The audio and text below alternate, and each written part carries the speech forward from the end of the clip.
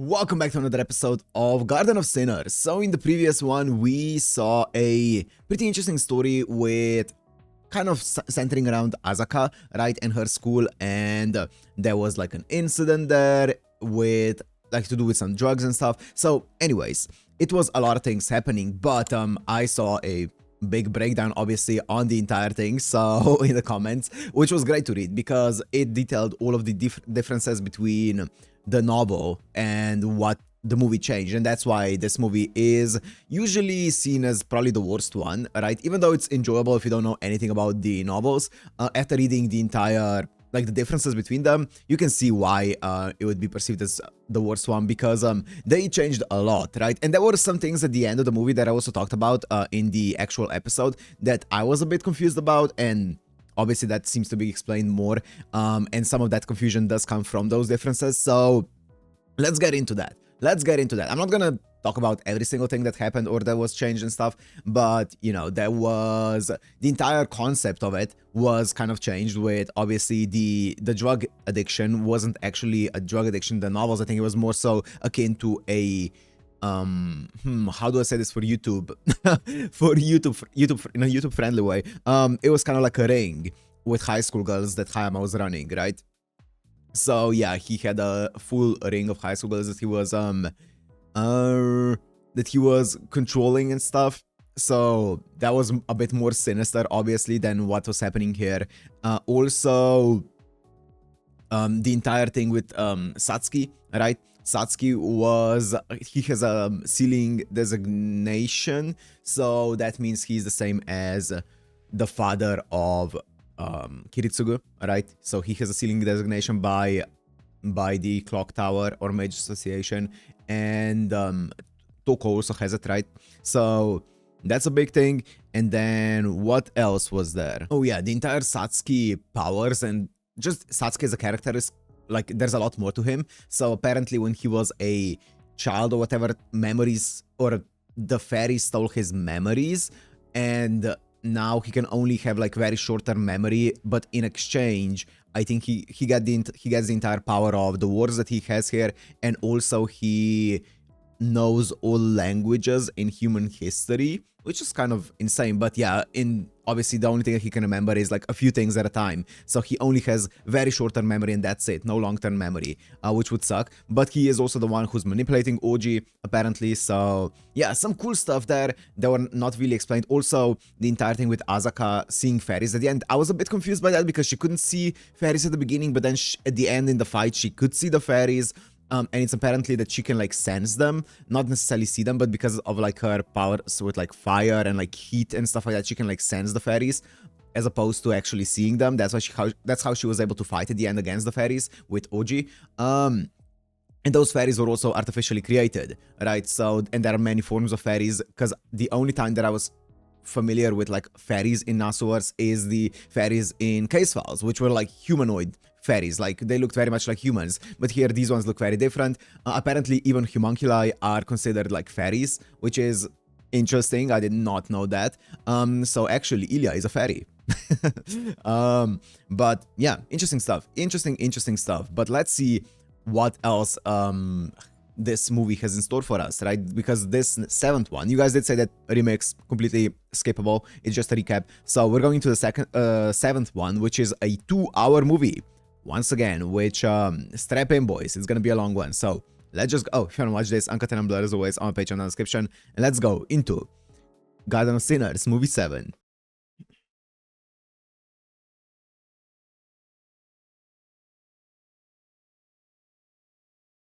Ufotable production.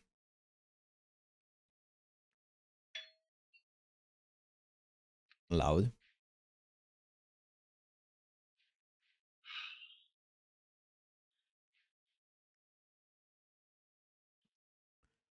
It's definitely 1998 or later. It is adult Mikia.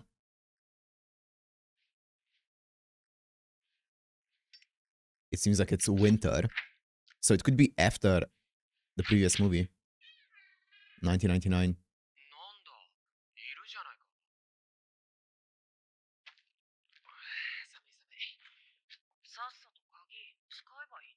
He has the key, So it's after movie 5.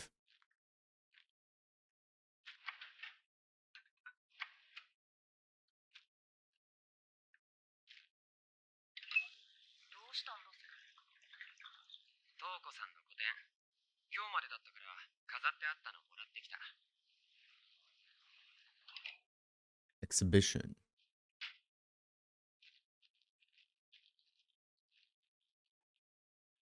お客は入ったのか？うん。出品した人形も全部買い手がついたしね。なんとかこれで今月の給料ももらえそうだ。今日はどうしてたの？ちゃんと午前中は学校にいたぞ。さあ。そこの自販機で買ったの忘れてた。It's cool. 飲む？あったまるよ。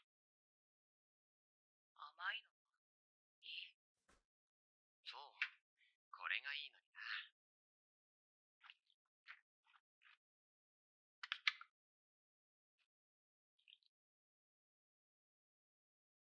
気が変わった。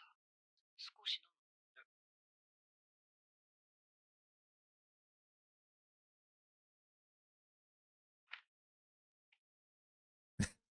Why is she looking at it so intently? あったかい。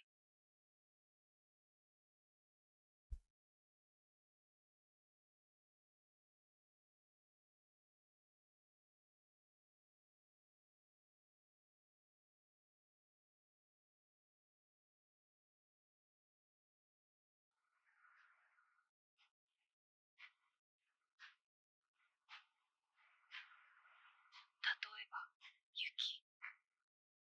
初めて会った白い夜と黒い傘。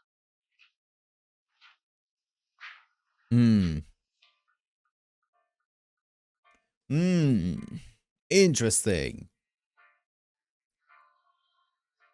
Do we have an opening of sorts?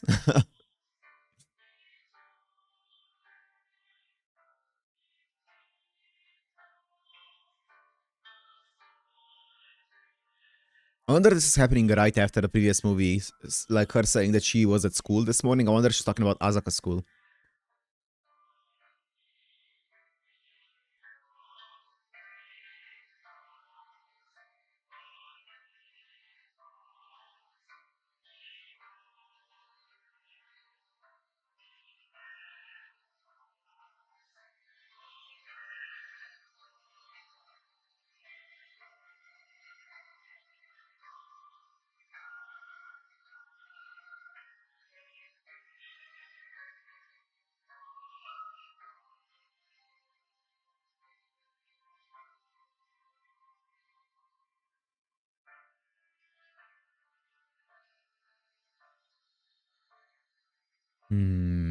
It's a film.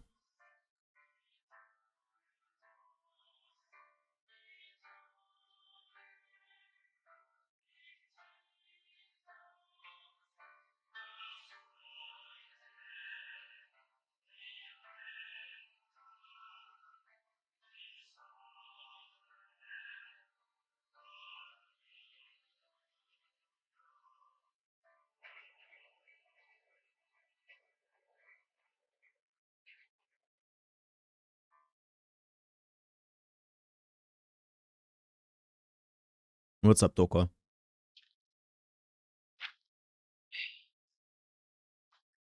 帰ろうぜ、ミキヤ。どうせ残業代なんて出ないんだろ。うん。これだけ片付けたら。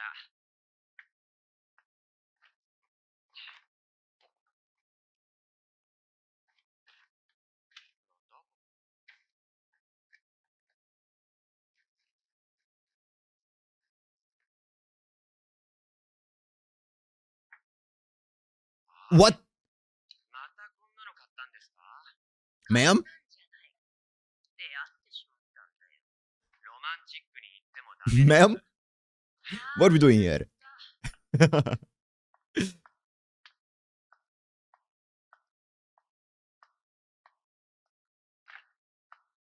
シキ。いいから行け。 That's a nice wine glass. 人でも食いかねえぞ。あれは。失礼します。Oh, something fell. お疲れさん。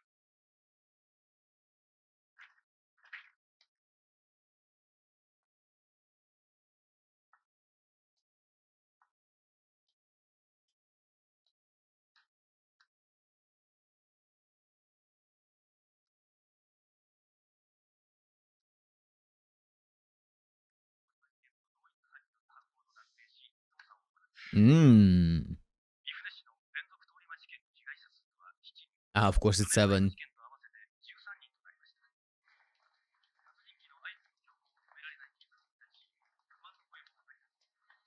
捜査本部は当時の資料を洗い直すとともに、殺人鬼なのでよ、ミキヤ。被害者が10人以上だからなんだろう。でも、殺人鬼って呼び名は 4 years ago. これ正しい使い方してる？この事件の犯人がいるとしたら、そいつは殺人鬼以外の何者でもない。きっと犯人とやらもこう呼ばれて嬉しいはずだぜ。殺人鬼には理由なんていらない。犠牲者は単に左を見たか右を見たかの違いで襲われただけだ。だからこいつは人を殺してないんだよ。人を殺してないって殺人犯が？殺人と殺戮は違うんだ。Mm. 覚えてる？僕と人は一生に一度しか人間を殺せないって。一人しか殺せない。いい。つまらないことだ。 Ooh, okay. それより飯だ。 Oh. 霊園事件の後、朝日のやつを料亭に連れて行ったそうじゃないか。 Ryan incident? 不思議なことにさ、その料亭って前から俺が行きたかったところなんだよ。 Wait. Oh, okay. So, is that an incident the one in the previous movie? So, the interesting thing is, Shiki got memories of male Shiki back, right? And now, after she got those memories back, because I'm assuming this is happening in 1999, after the previous movie, after she got those memories back, the serial murders or the killings that were supposedly happening by male Shiki, from what we kind of know and what's been hinted towards us, have started to reappear now, right? And those happened 4 years ago, 1995. Yeah, that's it. That all checks out, right? I wonder. 俺初めて朝霞に殺意を持っちゃったぞ。仕方ない。覚悟は決めた。さあ、どこでも好きな店に連れて行ってくれ。そう来なくっちゃ。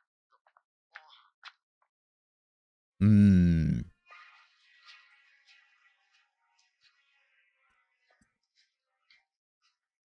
Let's see. What are their limbs like? 死後2日から3日というところですね。引きちぎられた断面を見る限りでは、今回も食い残しの仕業かと。 Bitten. ひでえな。 Oh, we did see a person at the end of the previous episode したように、 or 死体の movie. 状態からはとても人の仕業とは考えられないですね。私にはワニか何かにしか。見つけました。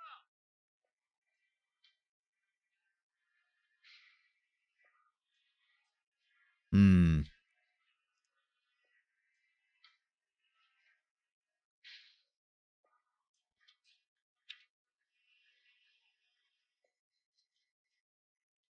Whoa. How? What? How is the blood splatter all the way there? Interesting.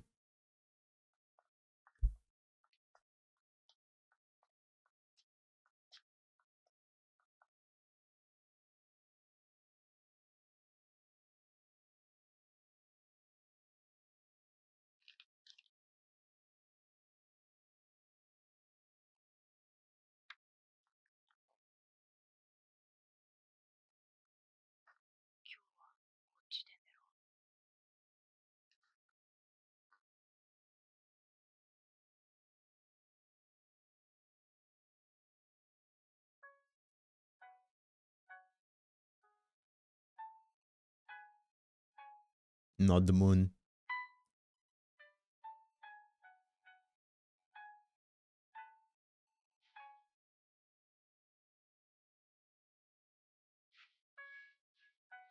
You don't even have a blanket for him?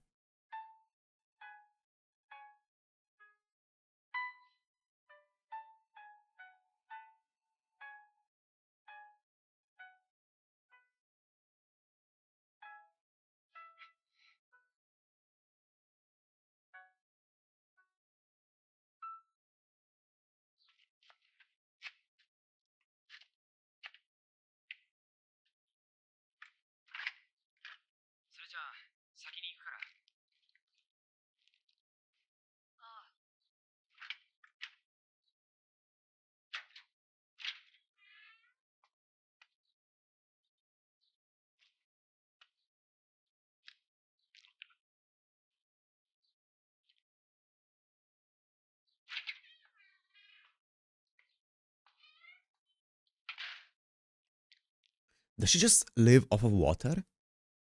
I've been thinking about this. I cannot remember a time when we actually saw her like eat something filling.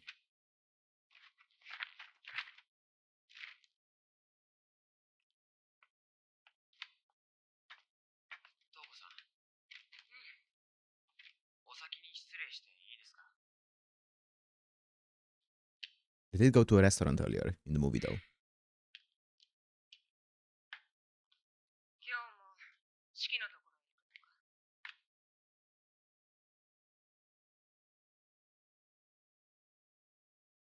？4年前の事件と今回の殺人鬼。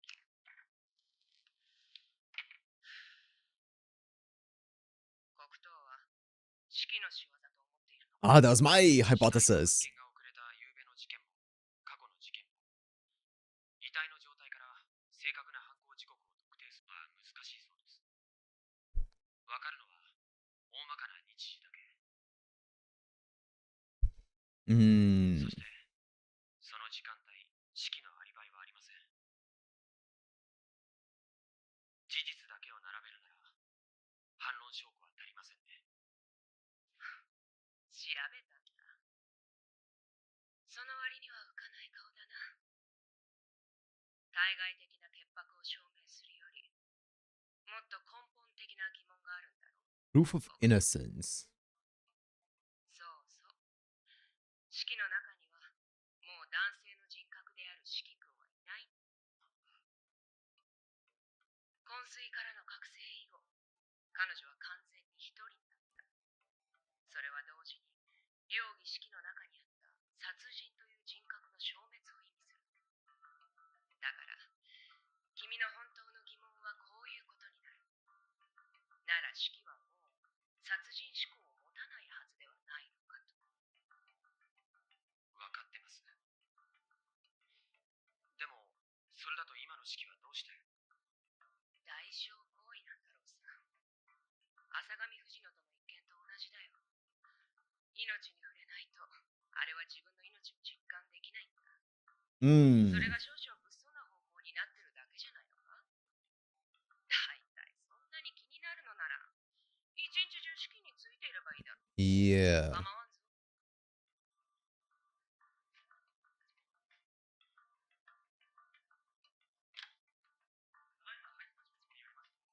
岐阜市民北町の路上で連続殺人鬼の新たな犠牲者が発見されました。連続殺人鬼の新たな犠牲者が発見されました。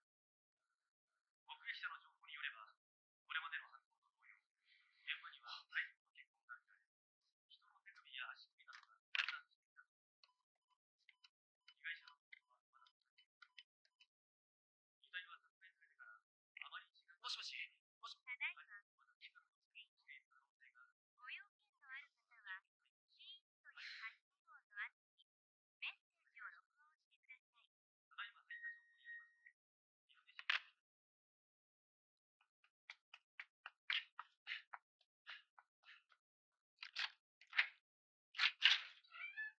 市民。式。 No.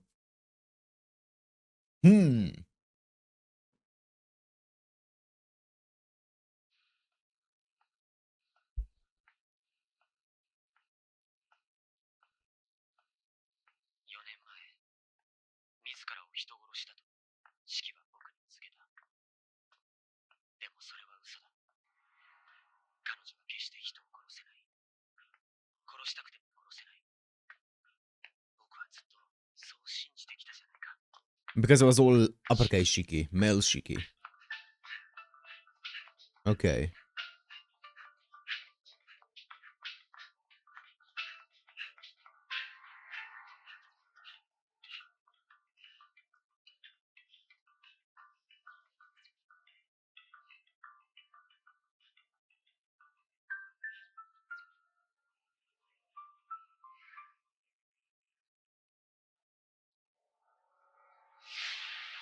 Yep.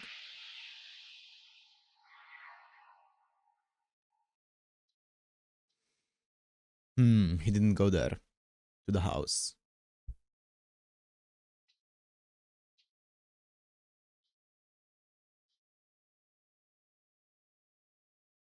Oh, Ooh, that's the place.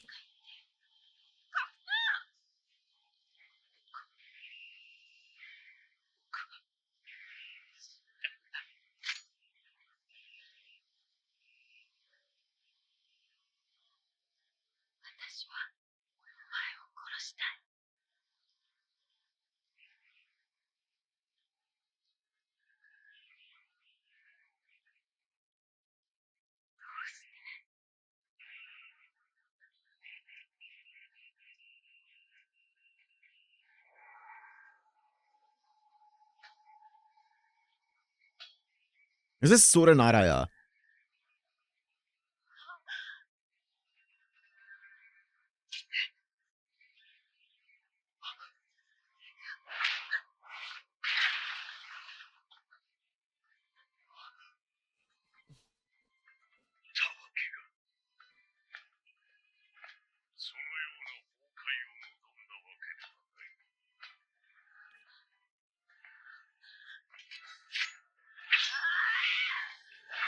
But ooh.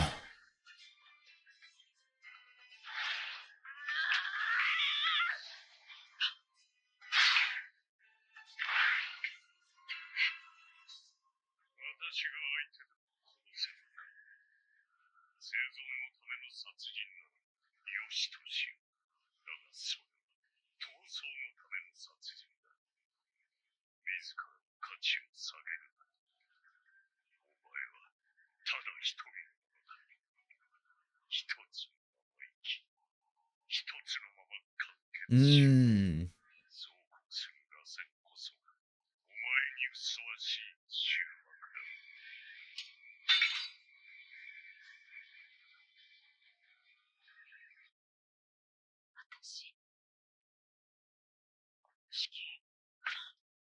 So this is the female Shiki.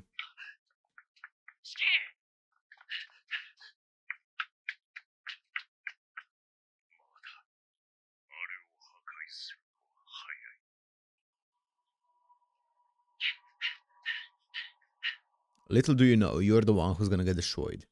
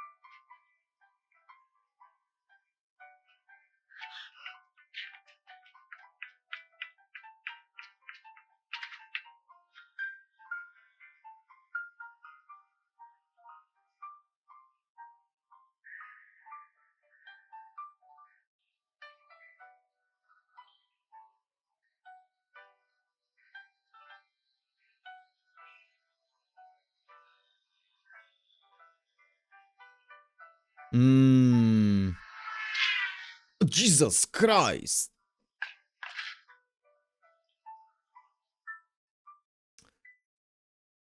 Okay, so I'm not sure exactly what Soren did in that one moment there. Did he somehow like remove the Shiki personality out of her, or was that something that happened upon impact? But it seemed like it was the female Shiki, right, who ended up being in charge in that one moment there, and all of the guilt and stuff like that probably came rushing in, and that's when she decided to jump in front of a car. That's a revelation.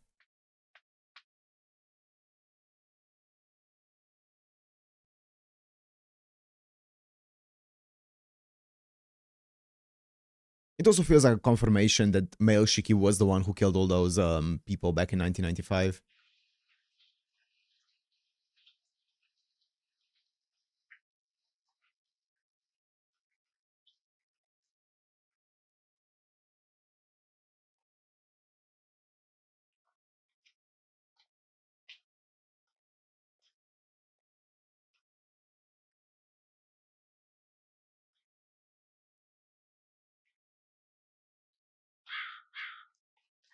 Ooh. Hmm.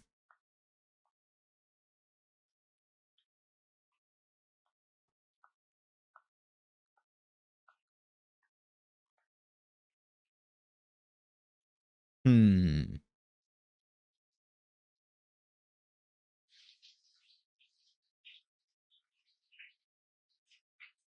私がこの国に来たのは、アラヤソーレンに壊れたからです。君が忘却してしまった2年前の記憶を返せと。その嘆きを再生する。Yeah. たとえ忘れ去ろう。記憶は確かに君に録音されているのだから。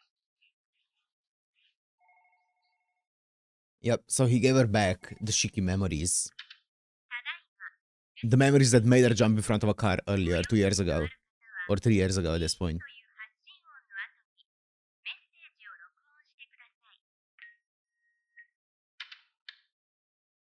黒糖です。まだ戻ってないみたいだね。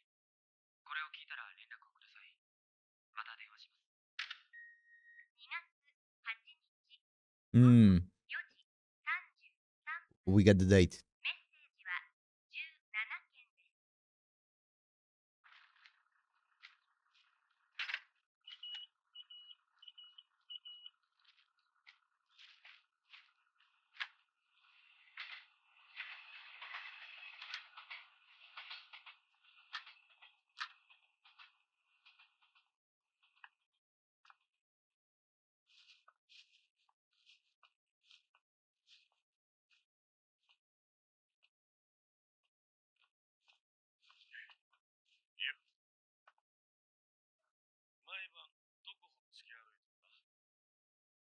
そっちこそ、こんな時間にどうしたの？いえ、捜査でこっちまで来たんだな。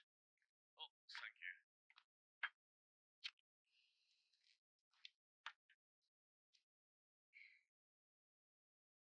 3年前、容疑の屋敷の前で死体を発見しただろう。Hmm. あの犯人がまた暴れ出したの知ってるよな。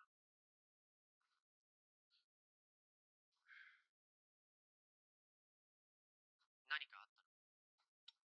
犯人の手がかりが見つかった。今年に入ってからの犯行は決まって繁華街の路地裏で起こっている。殺人現場の周りには大きな通りがあって、当然人の目も少なくない。そこに決まって着物姿の人物が目撃されてるんだ。なあ、ミキヤ。何かお前に問題は起きてないか？うん、大丈夫だよ。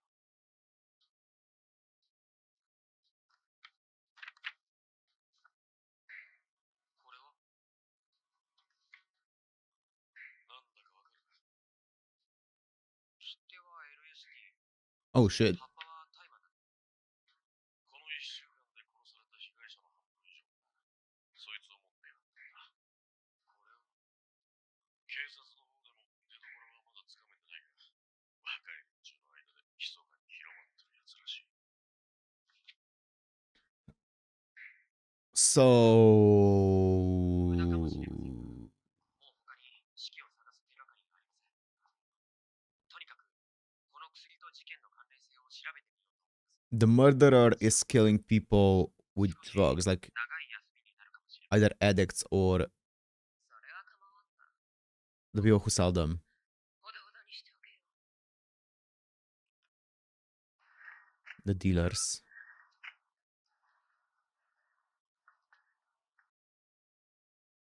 青崎と申しますが、秋見刑事をお願いします。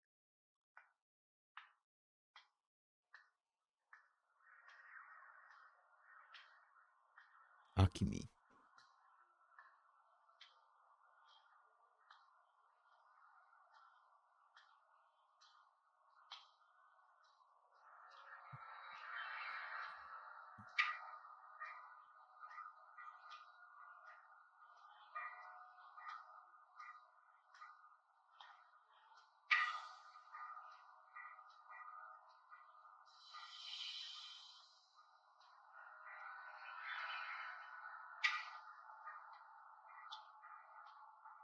Seems like a lovely bunch.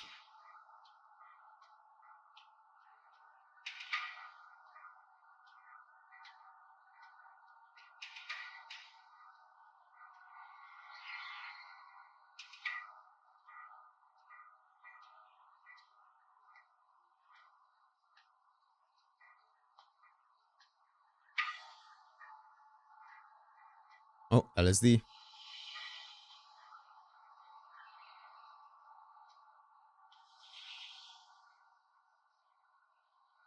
It looks like a huge tab. I always assumed it was like a tiny one. That one looked like huge.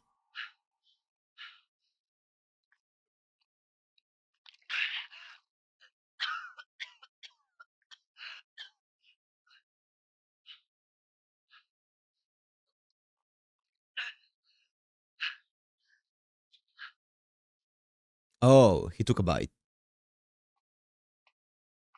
兄さん、なんか探し物かい Yo?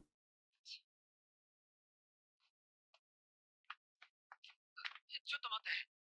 薬なら他で買え。赤いのを使ってるやつなんかに用はないよ。これについて何か。なんでも。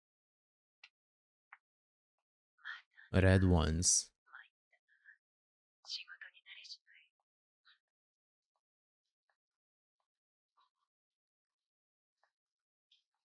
Oh. Oh.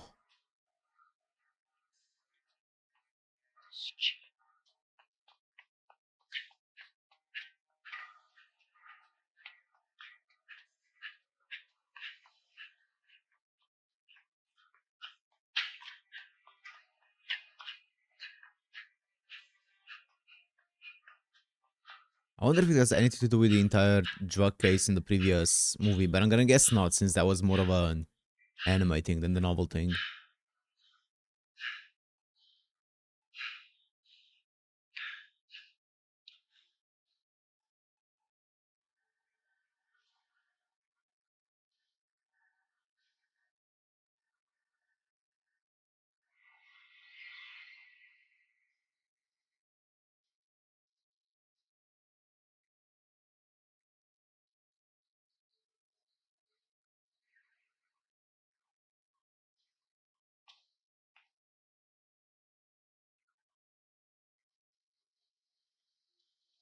Hmm.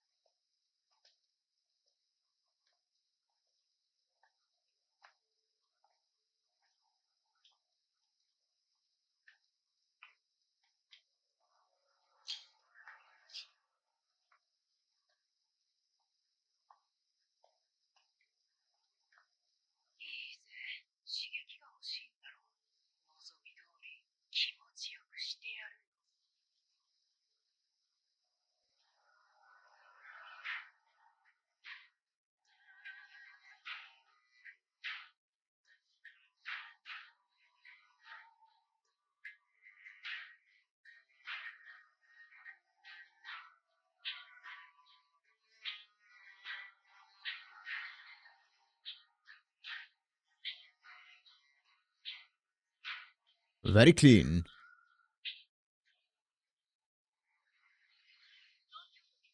Hmm.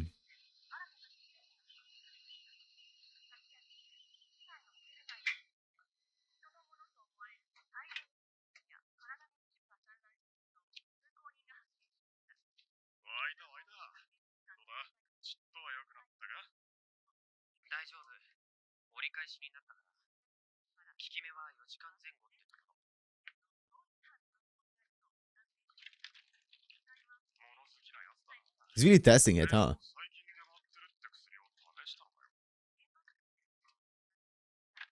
I respect the dedication.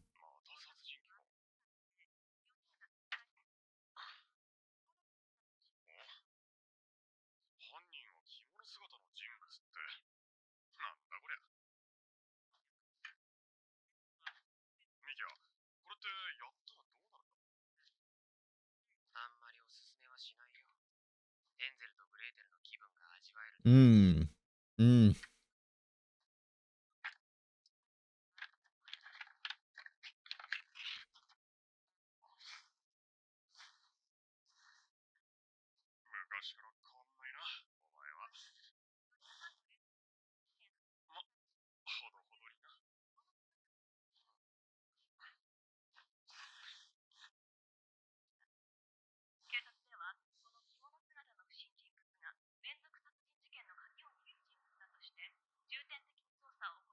The red one.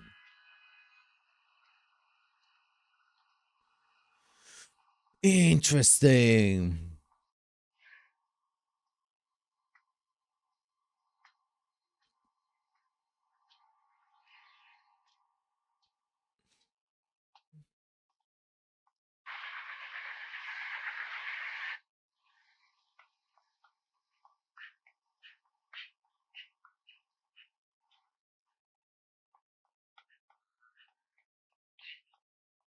Oh.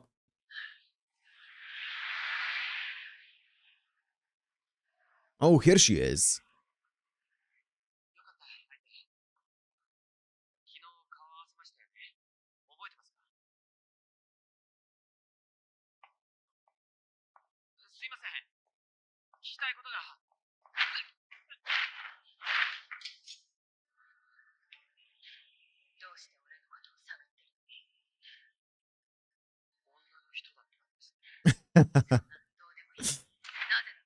Okay.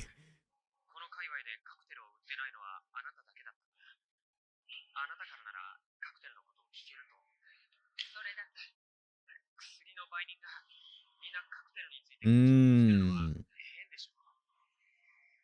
So what does it do? What is it?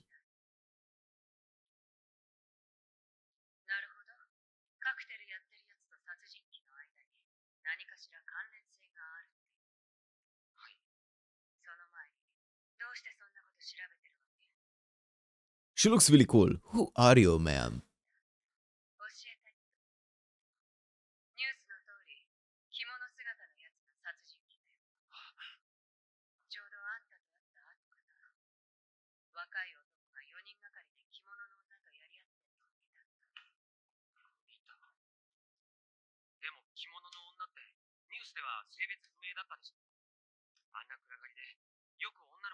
True, especially since Shiki is supposed to be androgynous. Mmm. Feminine curves.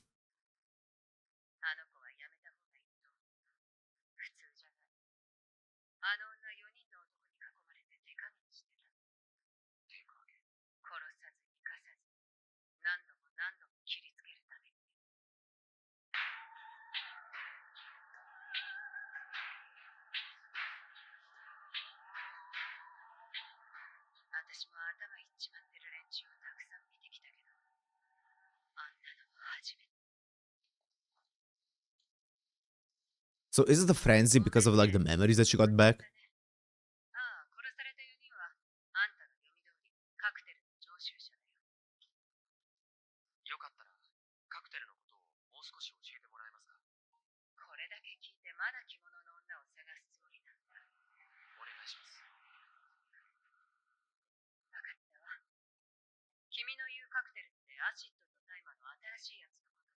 Oh.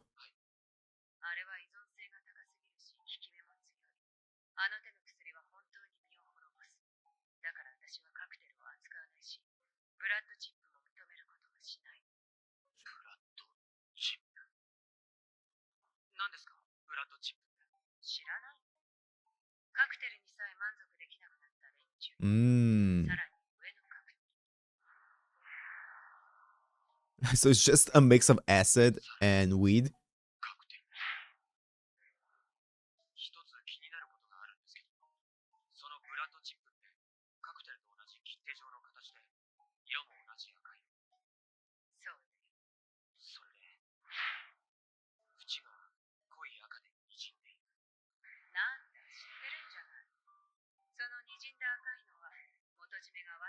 The boss. それって有名な話なんですか？もち。ただね、ブラッドチップの売人は子供しか相手にしない。組織末端の売人たちは知ってるけど、上は相手にしてない。所詮子供の遊びだと思う。なんで警察もブラッドチップのことはまだ知らない。ありがとう。参考になって。あんまり無茶しちゃダメだよ。ブラッドチップをやっている連中にとって、その売人はカリスマだからね。新手の新興宗教みたいなノリになってる。そうだ。That's what I was gonna say. 名前ってわかります？ Who's the boss? 知らなかっ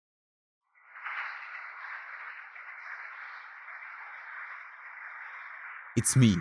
Oh, never mind.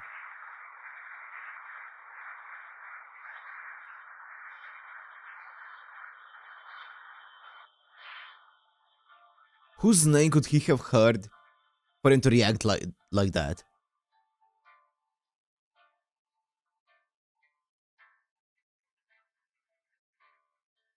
当に全部の現場を回られたんですね。ええ。何かわかりましたか？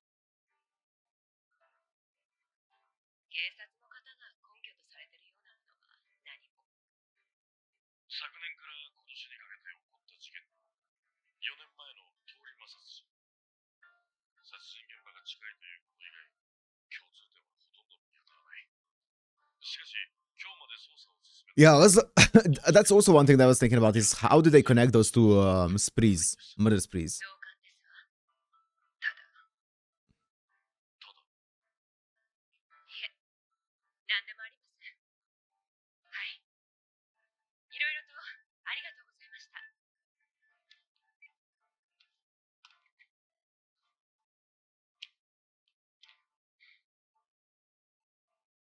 ただ、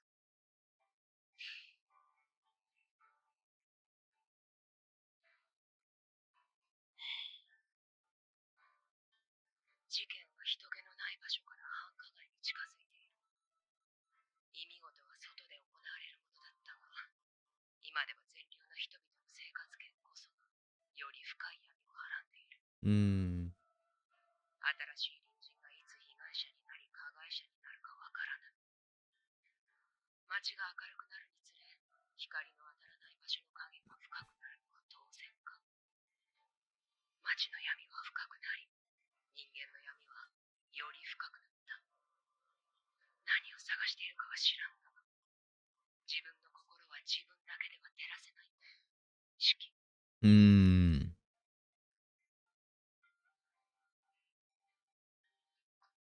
が深くなれば、闇もまた濃くなっていく。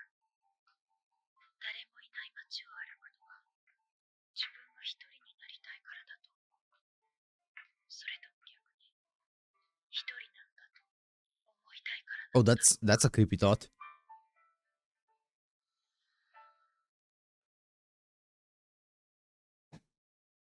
Because I want to believe that I'm alone.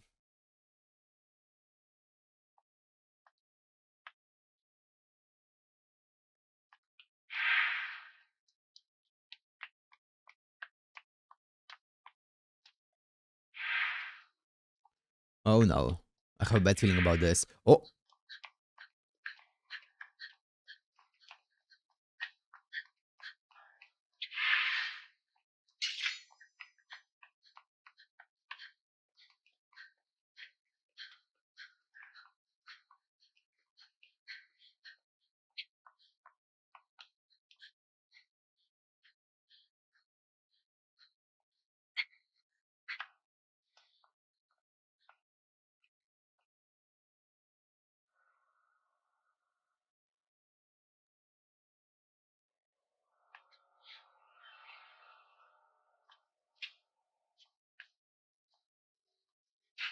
Oh, this is scary.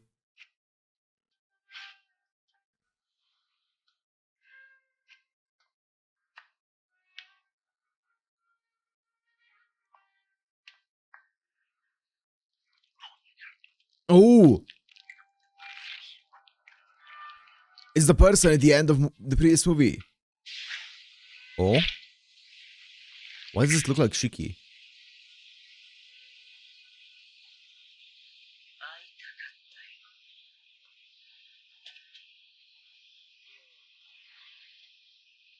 シキ、知ってる。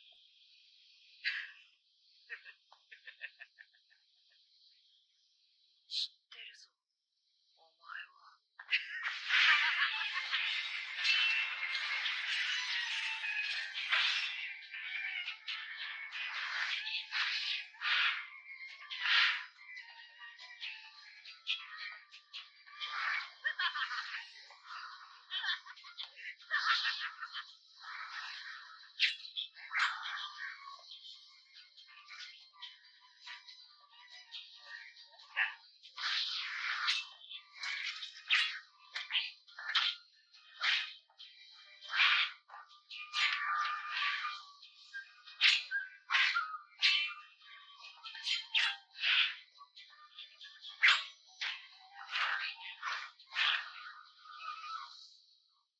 あれあれ、おかしいな。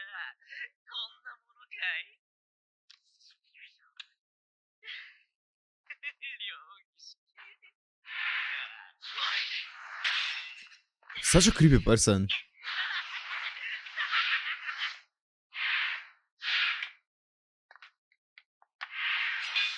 Ooh.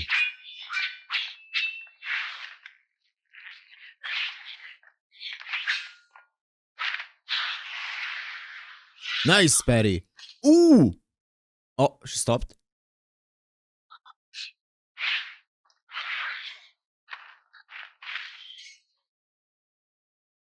なんで、本気でやらないんだ。4年前とは別人じゃないか。今だって俺を殺そうと思えば殺せたのに、一線を越えようとはしていない。俺はこんなにもお前を必要としているのに、もう時間がないから会いに来たっていうのに、全部お前のためなんだぜ。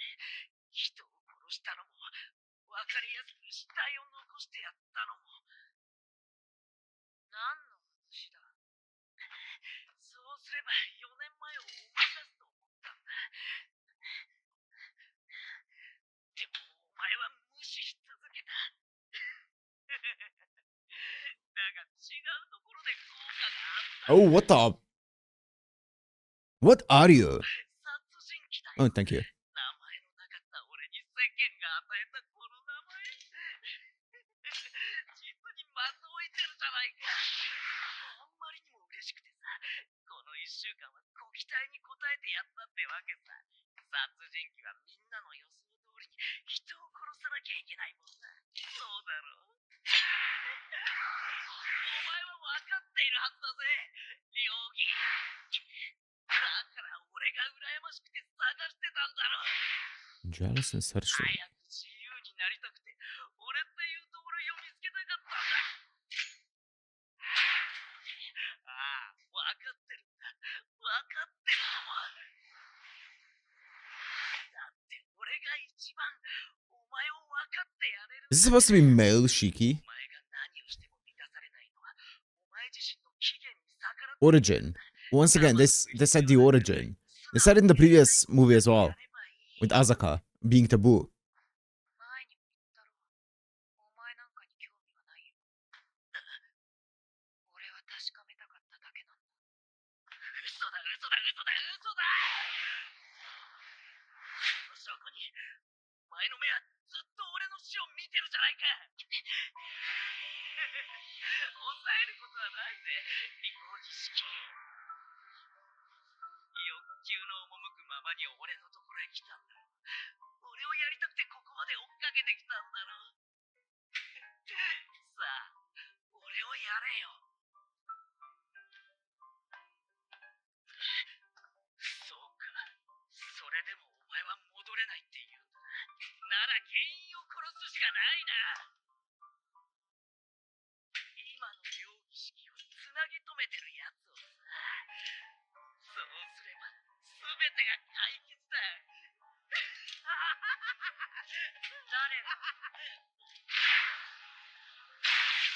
Ooh.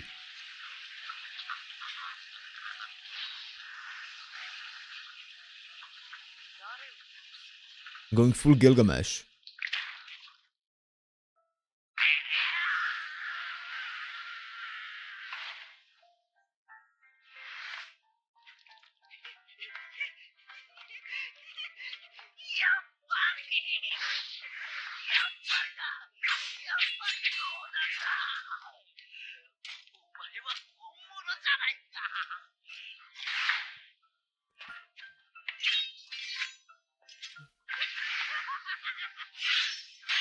Ooh, nice.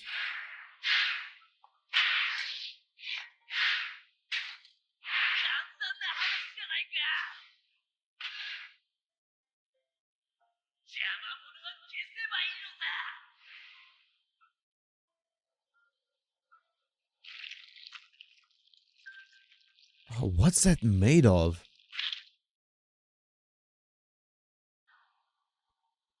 Ew. Ew, brother, ew. Okay, that was... So was that supposed to be like Melushiki? Personified in, or like, in a body?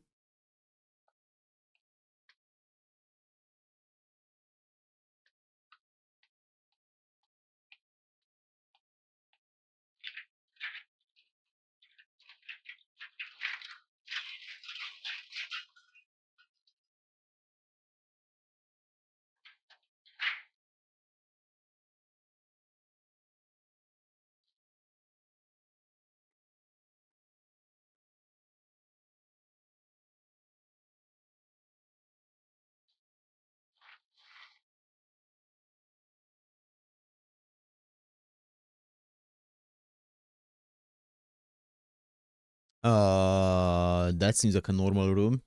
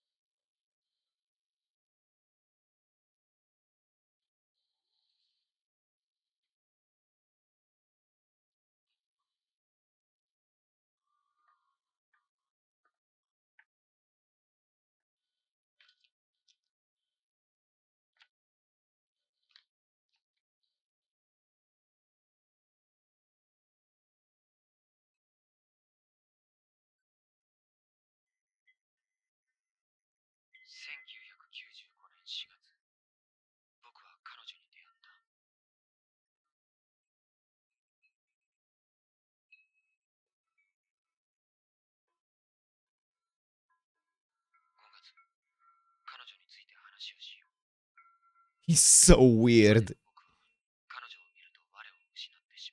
He's calmed down a lot though.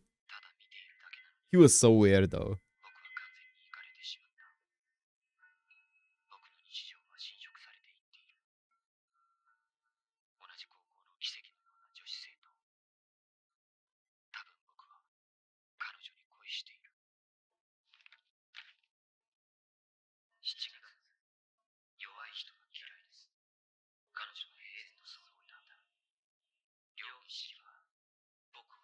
Damn.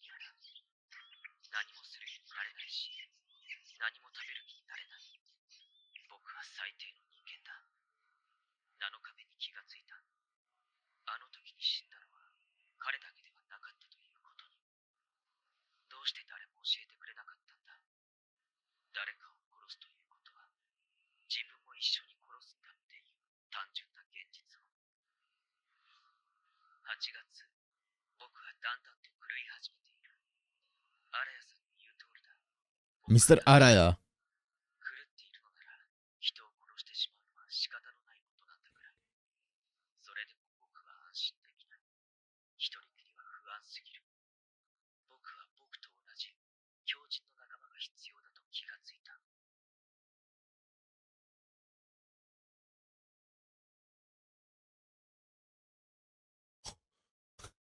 The bridge.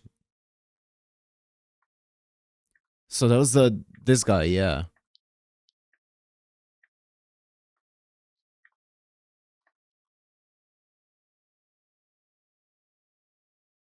久しぶり。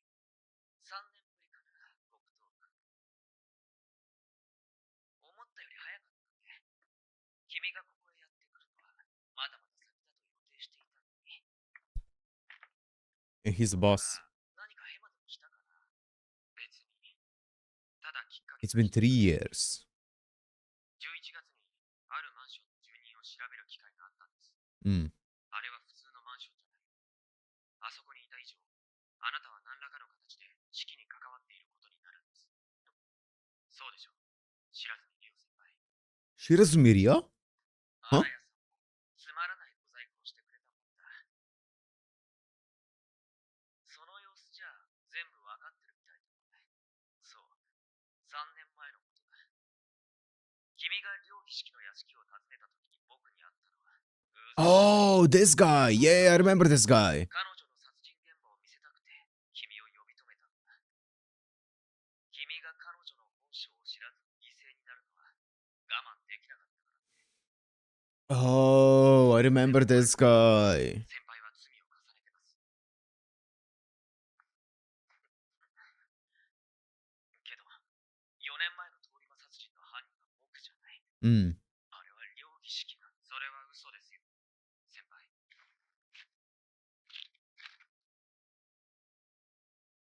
先輩のやりたいことってこんなことだったんですか？先輩、その腕、両儀式にやられたんだよ。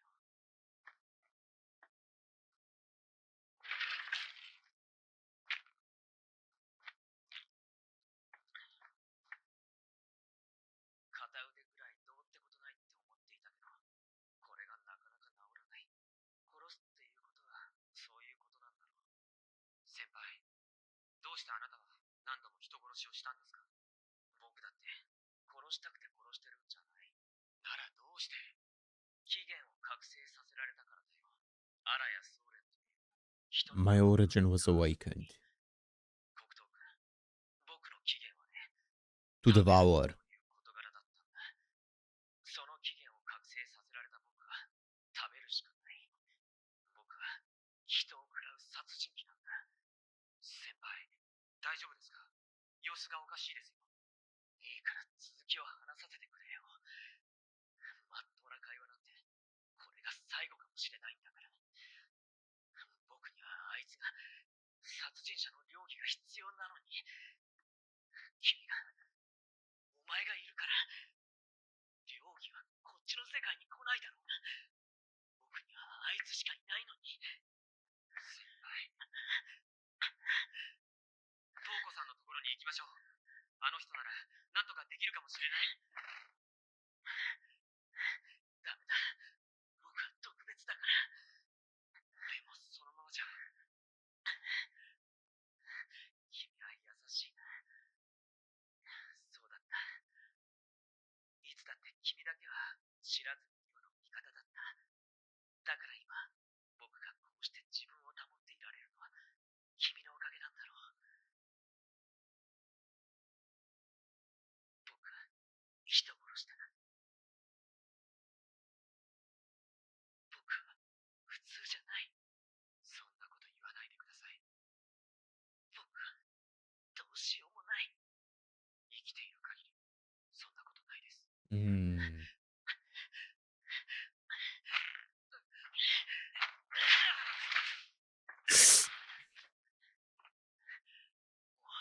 僕を探すな。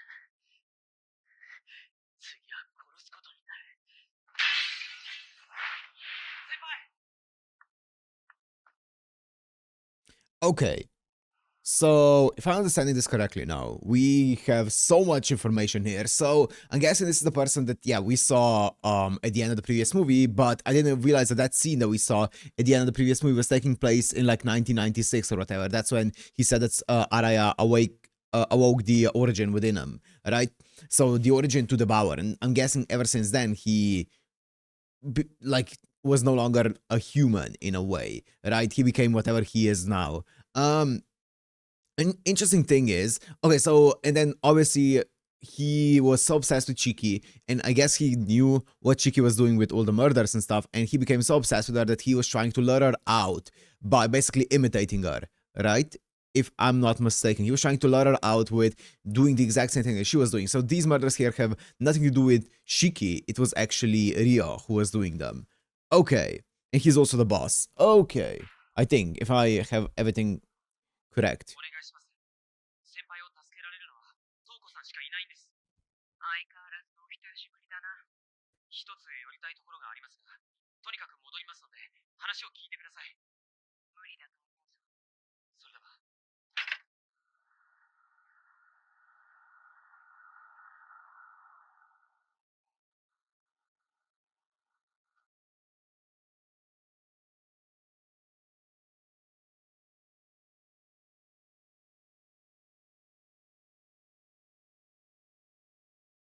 But then what happened with the entire thing with Ryogi and the four drug dealers?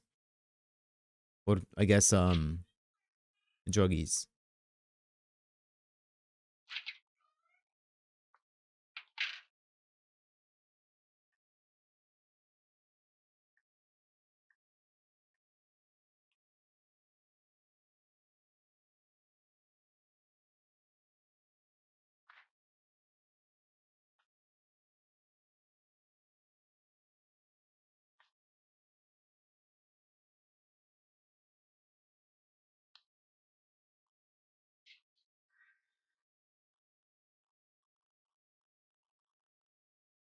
I would be shitting my pants if I heard that.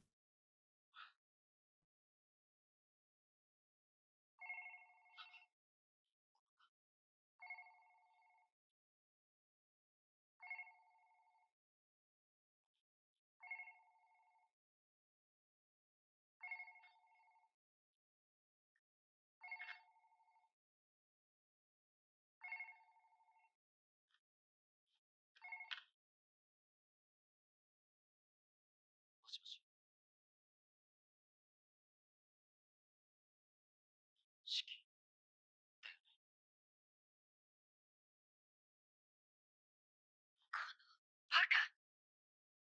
どこをほっつき歩いてたんだお前は。外が危ないことは分かってるだろう。いい。無事ならそれで。しばらくトウコのところで寝泊まりしろ。要件はそれだけだ。シキ、君こそどこにいるんだ？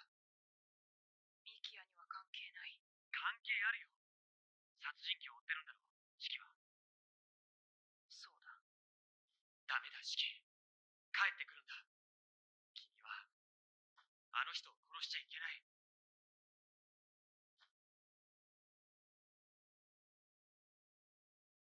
殺しちゃいけない。今ならまだギリギリ助かるかもしれない。だから早く見つけて。お前、知らずに会ったの？ She knows. 奴を見つけに行く？正気か？へえ、どうしようかな。余計あいつが許せなくなっちゃった。シキ！ダメだ、殺しちゃ。断りだよ。せっかくの獲物を逃がす気なんてない。あいつは久しぶりの外れた相手なんだから。でも、それでも、たとえ相手がどんなに罪を重ねた人間でも、人殺しはいけないことなんだ。お前の一般論は聞き飽きたよ、黒人。知らずにリオは殺しすぎた。だから、殺されていい人間なんていない。あいつは手遅れだ。普通じゃない。とにかく帰ってくるんだ。シキ。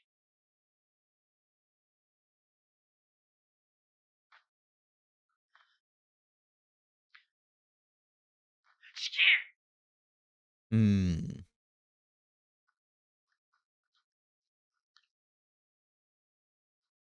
シキ。先輩を殺したら、僕は君を許さないからな。He has always been very much against ダメだ。 murder and stuff. できない。どうして？私違う。誰も殺してなんかいないじゃないか。偶然、今まではな。けど変わらない。気づいたんだ、ミキヤ。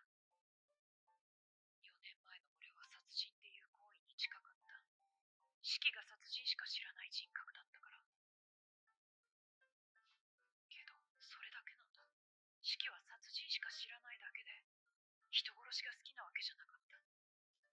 あの事故で一人になった俺は、シキがいないのに殺人という行為に焦がれてる。結局さ、人殺しをしたがってたのは死んだシキじゃなくて、生き残ってるシキの方なんだ。だからダメだよ。俺はそっちに帰れないから。だから、ミキヤは待ってなんかなくていいや。それは君の勘違いだよ。シキ、君は言ってたじゃないか。人は一生に一人分の死しか背負えないって。君はそのことを大事にしているし、何より殺人の痛みを誰よりも知っている。君は誰も殺さないよ。たまたま誰も殺していないだけだって。笑わせるな。そんな偶然が今まで続いているもんか。君は自分の意志でいつだって耐えていたんだ。人間の思考はそれぞれだろう。シキは単にそれが人殺しだっただけじゃないか。去年の夏、ブロードブリッジで君は僕に言ったろ。自分の殺人衝動が思っていたよりひどいものじゃなかったって。そう言って笑った君を見て、僕は確信したんだ。君は誰も殺さない。これまでも、これからもずっと我慢できる。絶対だ。絶対って何？俺にわからないことがどうしてお前にはわかるんだ！黒糖！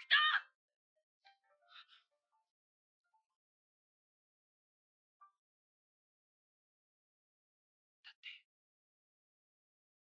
君は優しいから。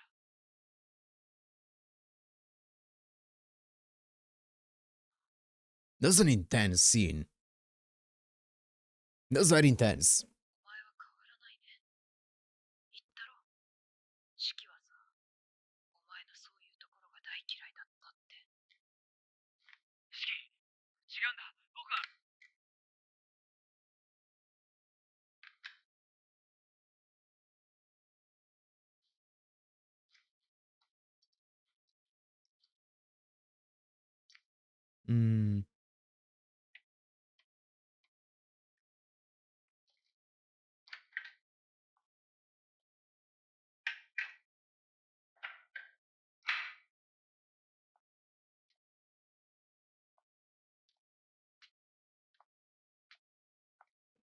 だって、君は優しいから。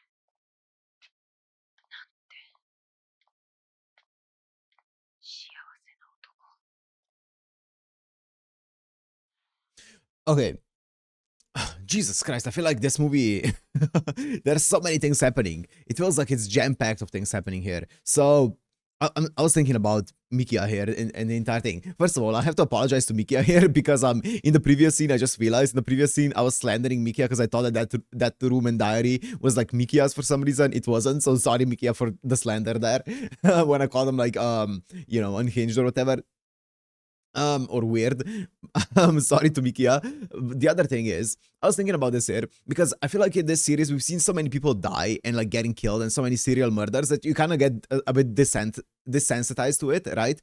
As a viewer, and if you remain in that like desensitized to it and you see this Mikia speech here, you're like, okay, come on, Mikia, you're going a bit, you're being a bit silly here, but. Then you look at it from a realistic perspective and you're like, yeah, you know what? Actually, he might be onto something there. He might be actually onto something. That's how you would go about, convincing maybe someone that you care about from doing something that there's no turning back from, whether that is something like this or anything else in the same vein, right? So you know what? When you think of it from that perspective, from a more realistic perspective, what Mikia is saying here actually makes. I mean, yeah, obviously, it's the normal thing to say, the normal thing to react to this kind of, the normal way to react to this kind of situation. So you know what? Respect to Mikia here. I like the way that he that entire scene played out, right? It makes a lot of sense. It's very realistic. 起源覚醒者とはね。あれ、 Awakened Origin. つまらない置き土産を残したもんだ。その期限って Ooh. 何のことなんですか？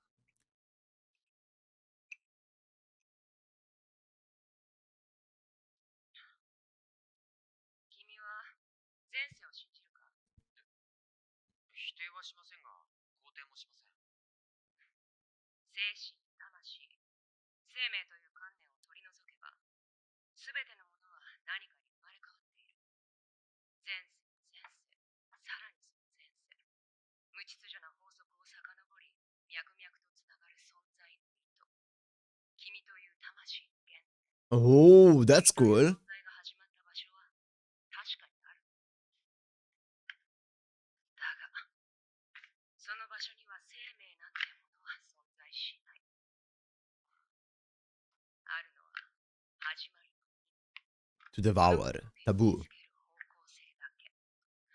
そしてこの魔 Mm.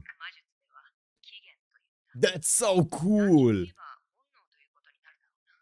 Mm. 起源はあくまで因であって個人を支配するものではない。何らかの弾みでそれを自覚しない限り。つまり、自覚するとその方向性に負けてしまうんですね。知らずにリオは自らの衝動を繰り返すしかない。食べることとはまた随分と得意な衝動だがね。アラヤが目をつけたのもうなずける。いいかい？食べるという起源を持つなら、知らずにリオの前世はことごとく捕食する側の生物だったこと。起源覚醒したものは重ねてきた前世を手に入れるんだ。知らずにリオは一個の人間ではなく、複数の Mm. 獣と見た方がいい。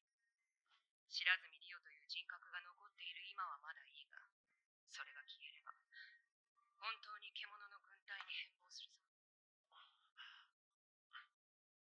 それはそれで興味深いか。原因は、そうしてしまった魔術師でしょう。先輩が一人だったらこんなことには。そうかな。起源を覚醒させる術はね、術者と被験者が合意しなければできない秘術なんだよ。 Yep. 知らずにリオは自分でそれを選んだんだ。彼は自らの意志で獣になって、自らの意志で人を殺している。手遅れだ。トウコさんでも、知らずに先輩を助けることはできないんですね。起源覚醒は魂という形を追い求めて根源に達しようとした男が得た果ての技術だ。私の専門は肉体面でね、魂に関してはお手上げだよ。そうですか。でも、先輩の人格が残っている今なら、何かしてあげられるかもしれないんですよね。まあ、心安らかにしてやることぐらいはできるだろう。だが、そんなことに意味はないぞ。今まで知らずにリオでいられた方が奇跡なんだ。まったく、お前はわかりやすいな、黒糖。ま、止めはせんがね、相手は殺人鬼だぞ。そんなものは式に任せておけばいいだろうに。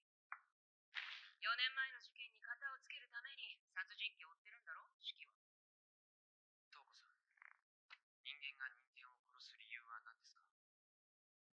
相手に抱く感情が自己の容量を超えてしまった時だろう。 That's so vague though. そうであれ、自己の器から溢れてしまうと、何らかの手段で消してしまうしかない。その手段が極端になると、殺 Ooh. 人というものになるんだ。 I see. でも、無関係に人を殺す人もいます。それは殺人じゃない。殺戮だよ。人が互いの尊厳と覚悟を計りにかけて、どちらかを消去した場合のみ、それは殺人となる。人を殺したという意味も罪も背負うんだ。だが殺戮は違う。殺された側は人だが、殺した側には人としての尊厳も意味も。 Mm. 人を殺すということは、自分自身を殺すということ。じゃあ、殺人鬼って何ですか？言葉通りじゃないか。人を殺す鬼なんだから。自然災害と同じだよ。巻き込まれる方に運がない。ねえ、黒糖君。人は一生に一人しか人間を殺せないの。うん。それはシキが以前僕に話してくれた祖父の遺言だった。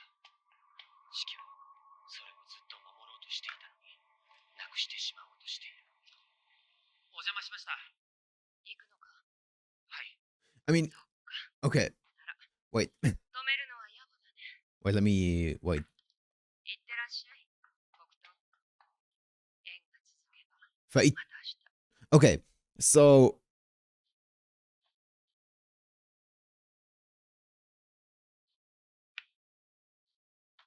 wait.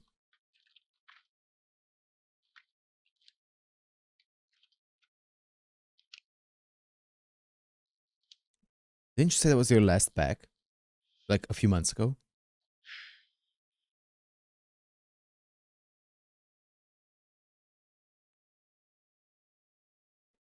Let me wait out this scene.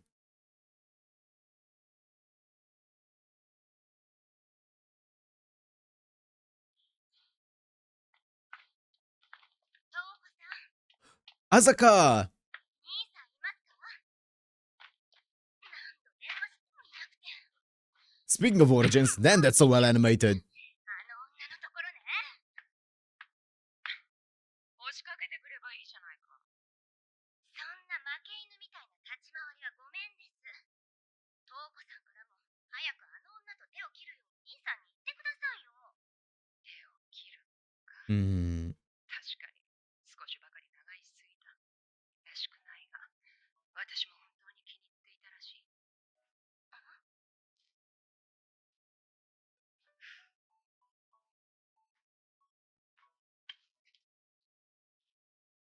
さあ、片付けでも始めるか。どこか出かけるんですか？まあね。 Okay.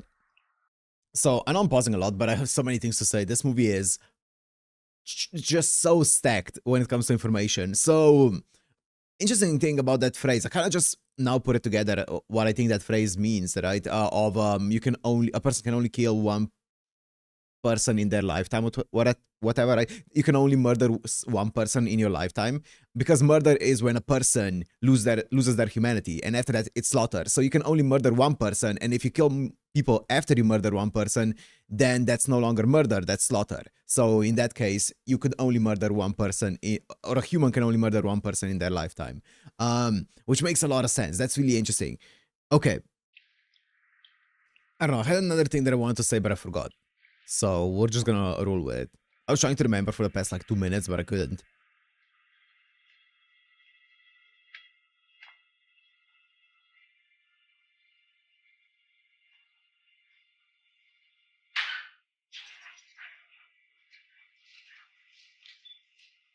Ah, yes. The farm.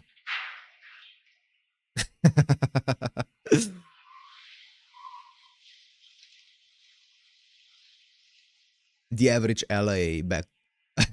Average LA garden.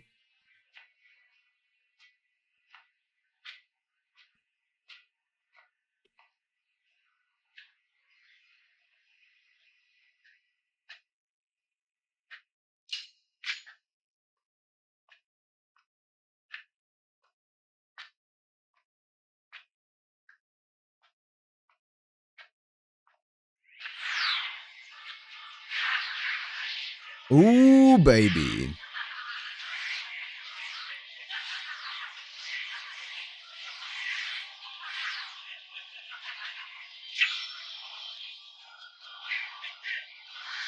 I remember what I wanted to say. I'm gonna wait though.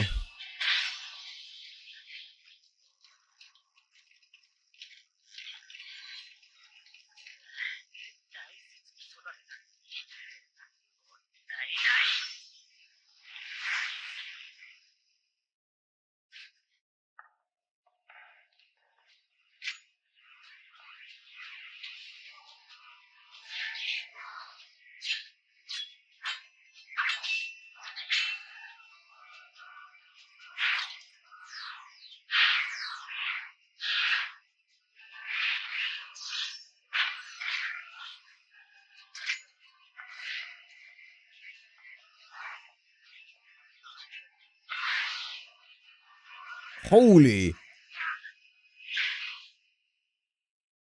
She's not killing him, ever. Oh, the beast eyes, though. The feline eyes. やれよ。俺をやって、本当のお前に戻れよ。両儀式。許さない。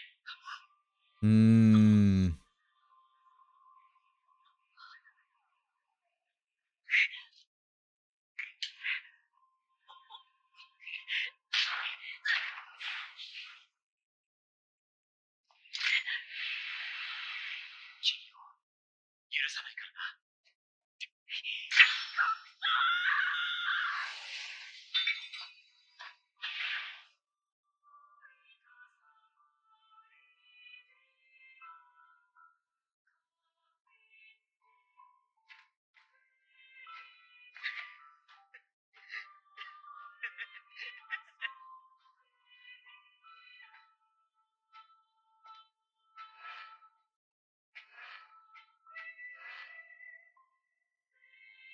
あいつのせいだ。彼はシキとシキ、私ともう一人の私の夢だった。痛いだけの、決して手に入れることのできない夢。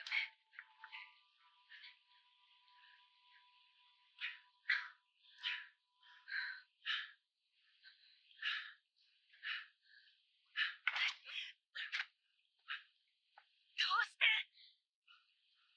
黒糖といると苦しいのに、私には手に入らないものを見せつけるから、こんなにも私は不安定になってしまう。だから、殺さなくちゃ。シキ。殺さなくちゃけど、できないよ。お前は、私たちの夢だから。夢。お前を消せないのなら、私が消えるしかない。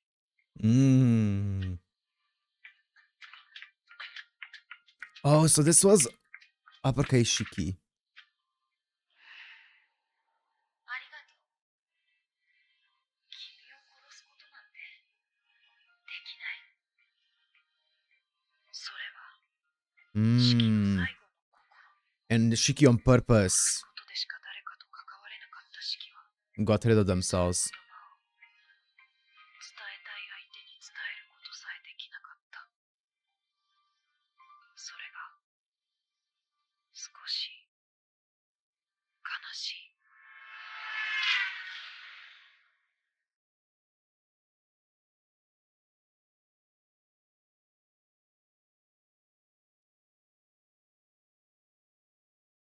なんだ、まだ生きてる。あの時、シキは私の身代わりになって死んでしまった。幸せに生きるという彼の夢を守るために。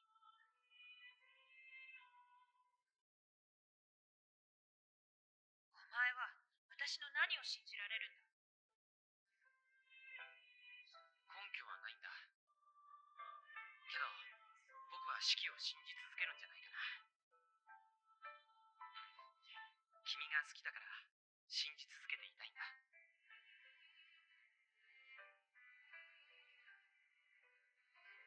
シキが好きだった黒糖ミキアという夢の形。殺すことしか知らなかったシキが初めて手に入れた殺人以外の感情。それがずっと夢見ていられるように。だからせめてあいつにはシキを覚えていてほしい。今の私はシキの見る夢だから。 Damn.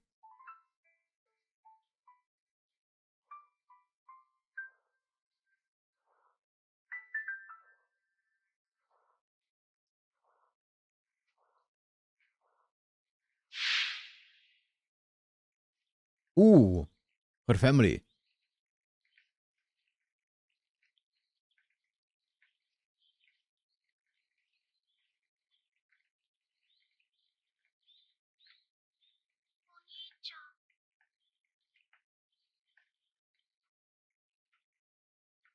Okay. Julian.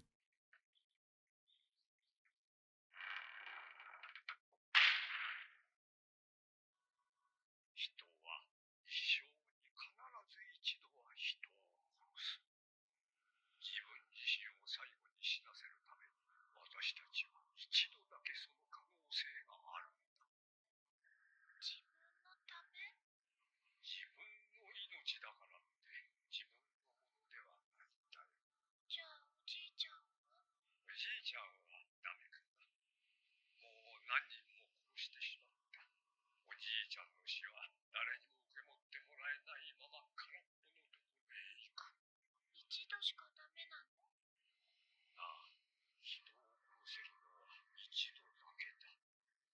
誰かを殺してそれを使い切った者は永遠に自分を殺してあげることができない。人間として死ねないんだ。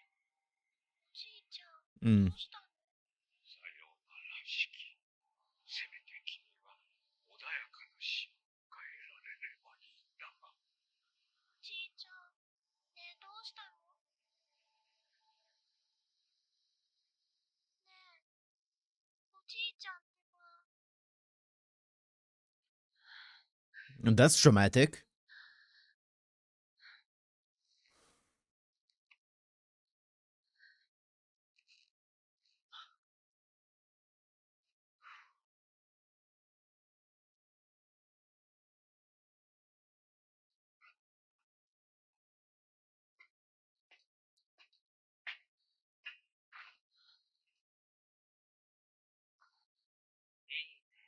その目つき。やっぱり両儀式はそうでなくちゃいけない。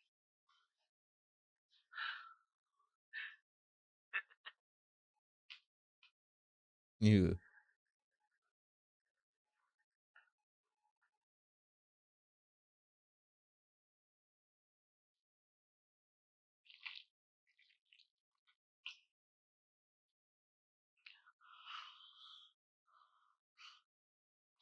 Ew. Oh God. 俺はあんたがいないとダメなんだ。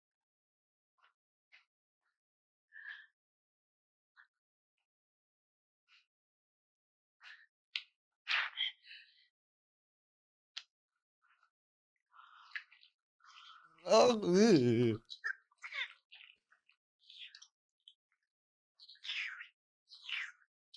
なのに、あんたは昨日の夜も俺を殺せなかった。あんたは俺以上の殺人鬼なの。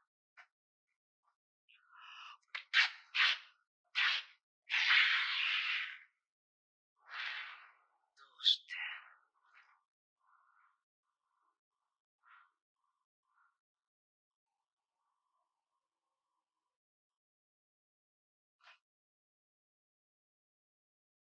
ただ一度も人間を殺してないんだ。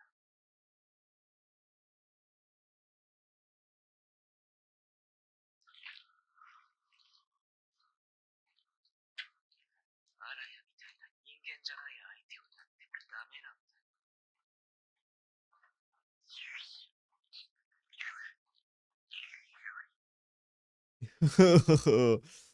私は何をしているんだろう。殺人鬼が本当にいるなら、私は殺人鬼じゃないんだもん。私は戻りたくて、あいつと過ごした生活にいたくて、普通に生きていけるって証明したくて。殺人鬼っていう相手と決着をつけなきゃいけなかったのに。全部あいつのせいなんだ。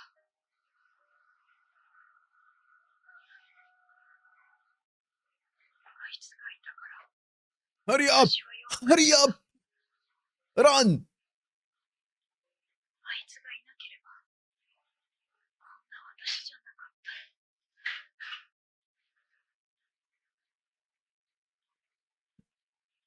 だからあいつが私は生きてさえいけないんだ。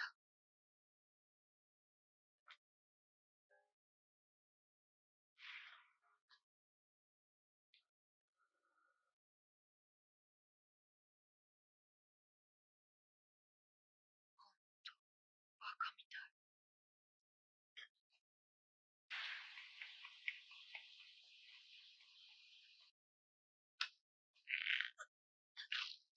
Ew. He's so gross.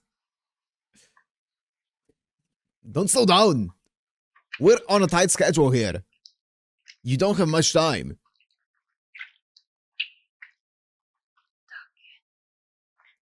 Zashu.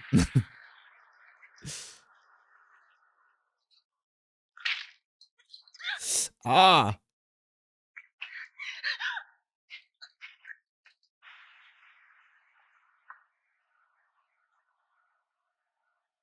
Nice. あんたがこっちに来てくれなきゃ困るん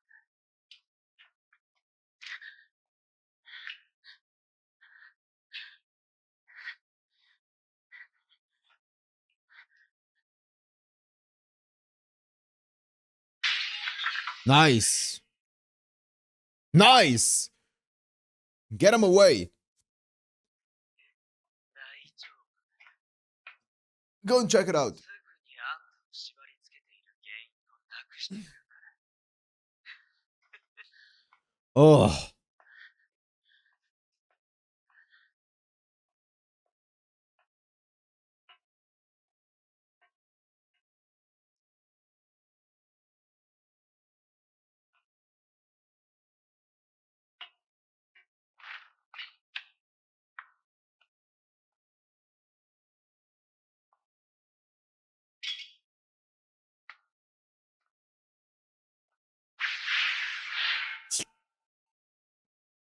Well, that was fucking useless.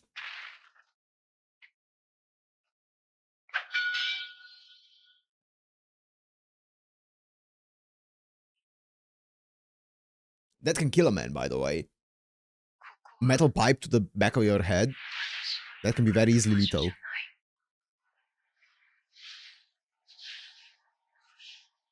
早く帰らなくちゃ。 Ooh. 自分の家。私の帰るべきあの場所へ。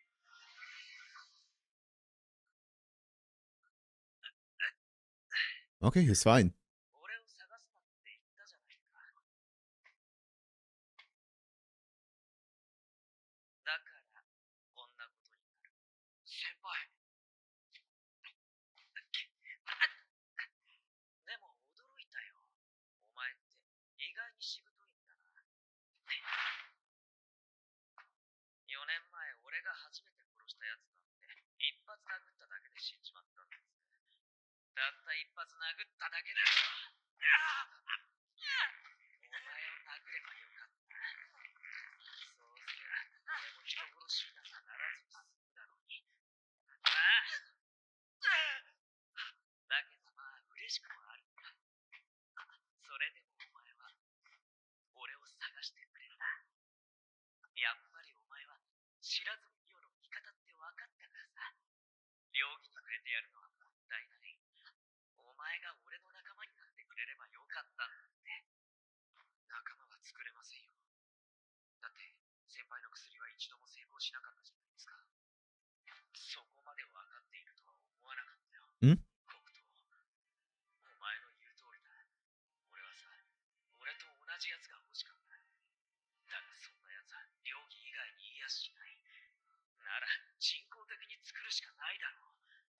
この倉庫に埋めた大麻はアラヤからもらったものでね。少しばかり他の大麻と思う。 His personal collection. 依存性はなく耐性もつかないが、こいつは体内で分解されない毒なんだ。何十回とやれば理性をきれいさっぱり破壊してくれるっていうとびきりハイな薬さ。そうして何十回と服用させた相手にブラッドチップをやらせたんですか？見込みのある連中には間違いだ。こいつはさ、俺の血を染み込ませた特別 Oh, that's why. ただの薬に過ぎない奴もいれば、耐えきれないで死んでしまう奴もいた。あれに耐えていれば、きっと俺と同類になったのに、おかげで俺は食いたくもない死体を処理する羽目になったからな。月曜日の4人殺しもあなたですね。ああ、歯がゆかったぜ、あれは。わざわざ手を回して襲わせたのに、容疑はどうしても一線を越える。This is this attack here お前が両 is one thing that's slightly confusing to me. 結局、お前がそっちの世界にいる限り、容疑はこっちへ来ない。ならお前が死ぬかこっちの世界へ来るしかない。 Okay, I just want to quickly say here. That was the thing that I was gonna talk about earlier that I forgot about, is what the other drug dealer was talking about, the female drug dealer or whatever.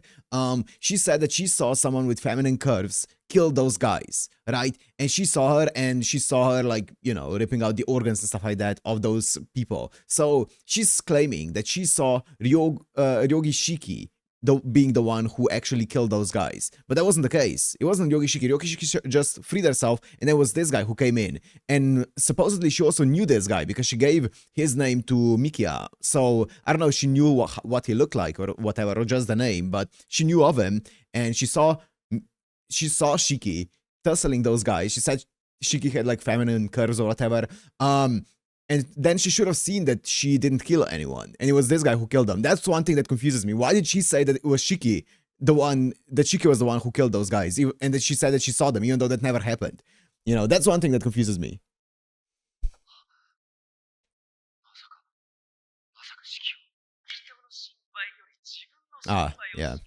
ろよ。Uh-oh.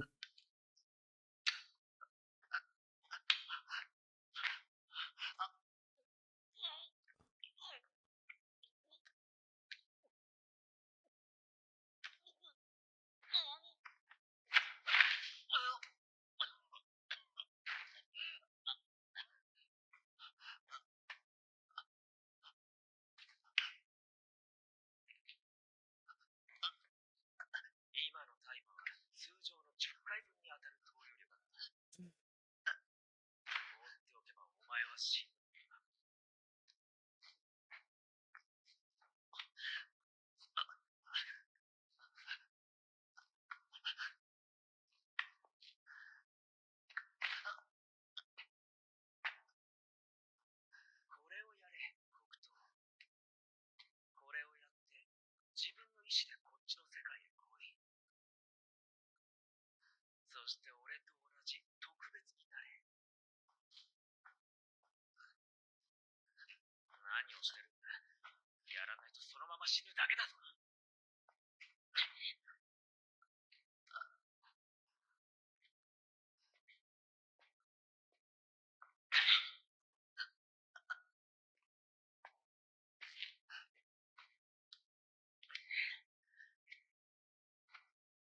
飲むんだ、ミキ。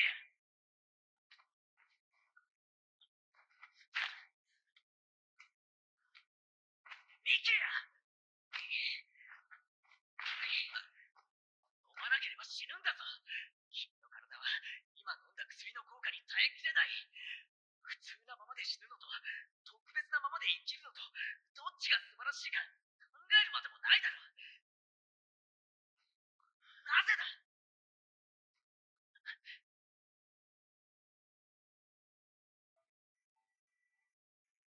なんか面白そうじゃないから。僕は先輩の言う普通ってやつの方がいいんです。特別なんて、特別な存在なんて嫌だ。お前は普通じゃない。どう考えたってお前は。Yeah, you're right about that one. 縁であるようにあなたは生きてきた。人を殺してしまったあなたはその罪から目を背けて逃げたんだ。異常な人間が異常な行為をするのは当然だってごまかして。うるさい。殺人鬼なんて呼び名は間違いだったんだ。うるさ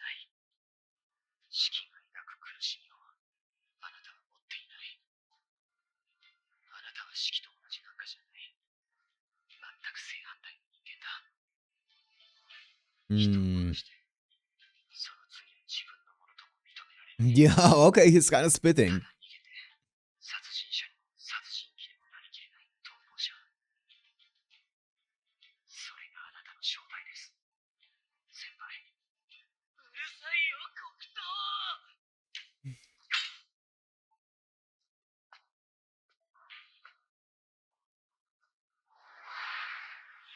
Chiki. こ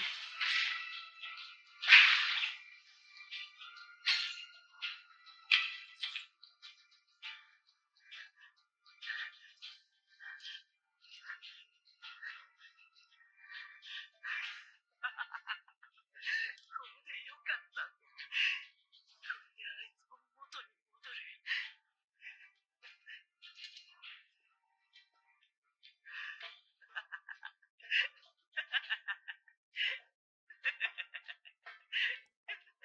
Did you see how he instantly made an excuse after it? Bro!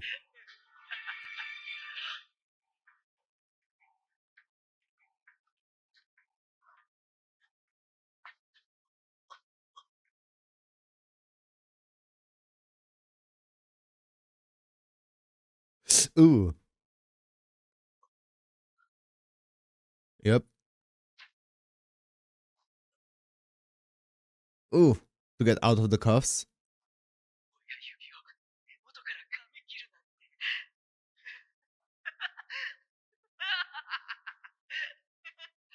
あんたは最高だ。 It's on the fake arm, right? 殺人鬼だ。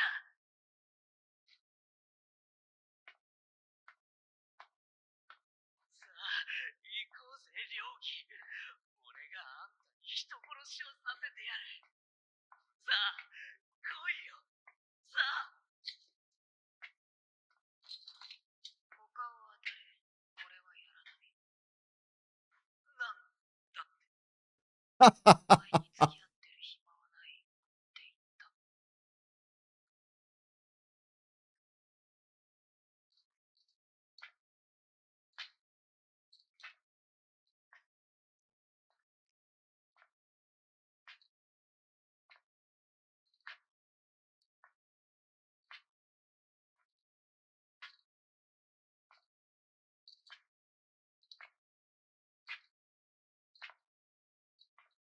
お前まで俺を裏切るというのか。 She was never on your side, 許さない。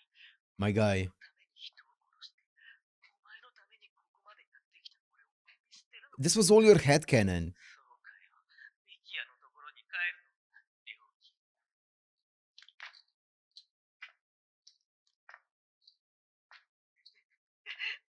なら、出ていく必要はないぜ。あいつはちゃんとここにいるんだから。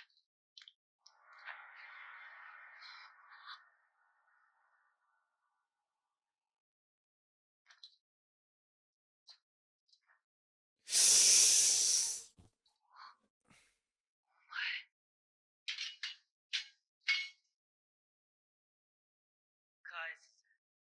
汚しちまってすまねえ。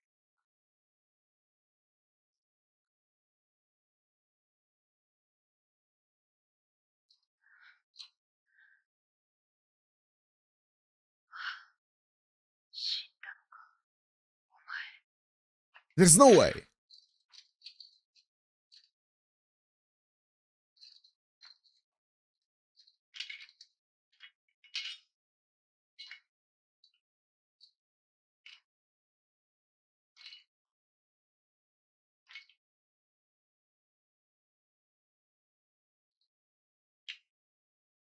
Mm.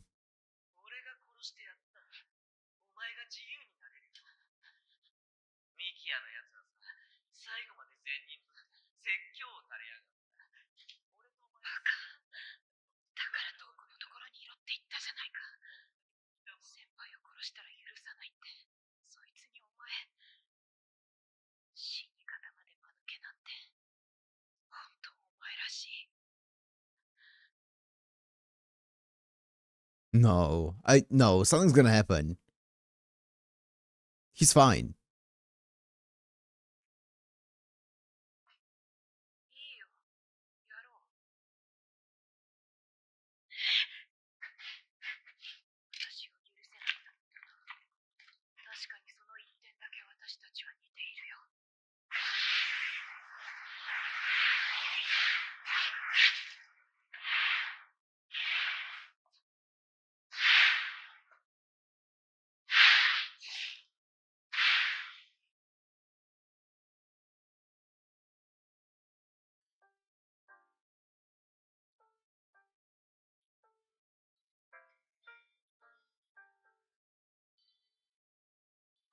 黒糖、君がいて笑っているだけで幸せだった。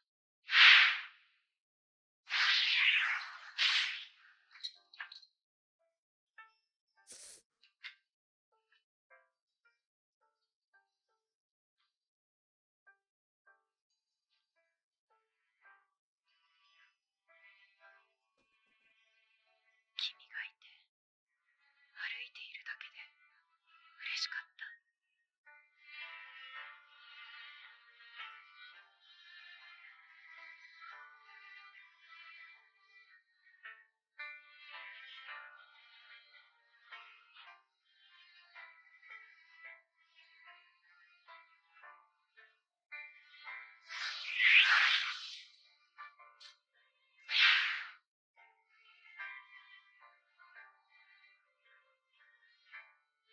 いつか同じ場所にいられるよと君は笑った。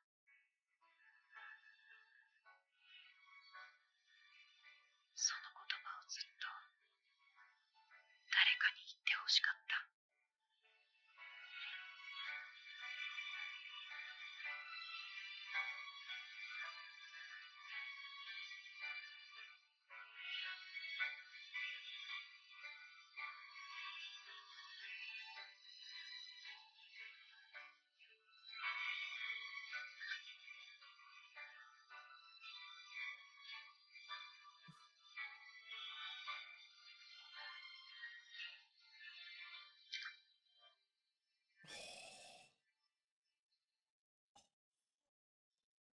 Oh, that shot.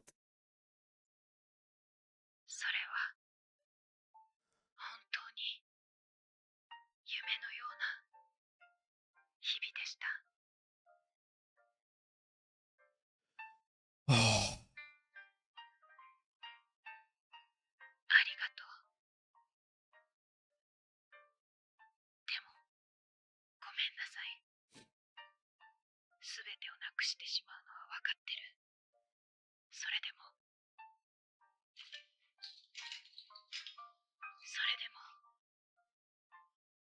お前を殺したこいつが許せない。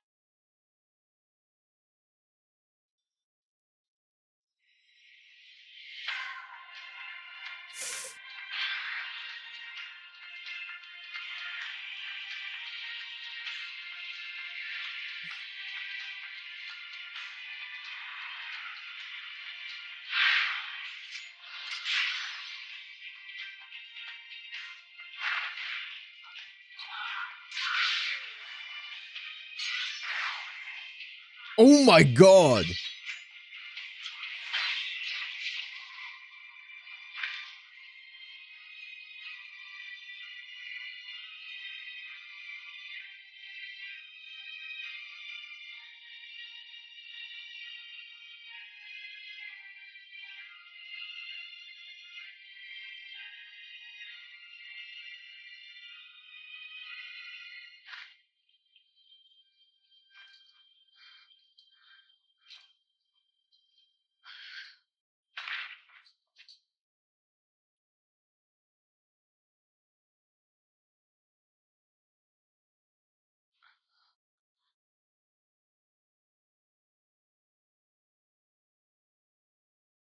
もういいや。こんな姿じゃ家には帰れない。泥だらけになって家に帰っても叱られてしまうから。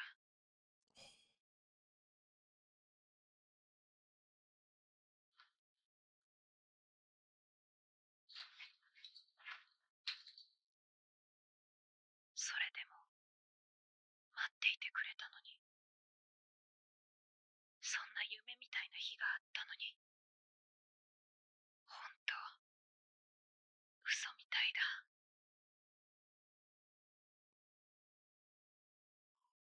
No, he's gonna be fine. It's just a minor headache. Yep, look at him. Yep, yep.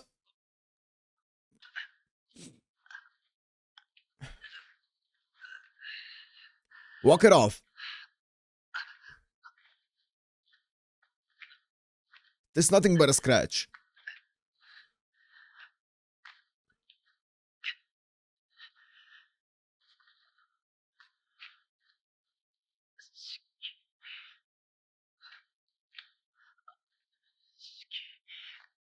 How the fuck?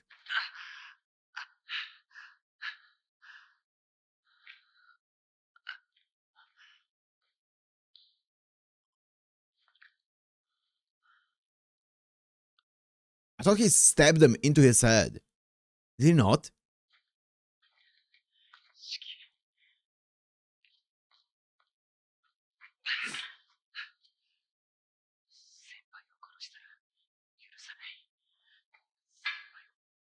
Mm.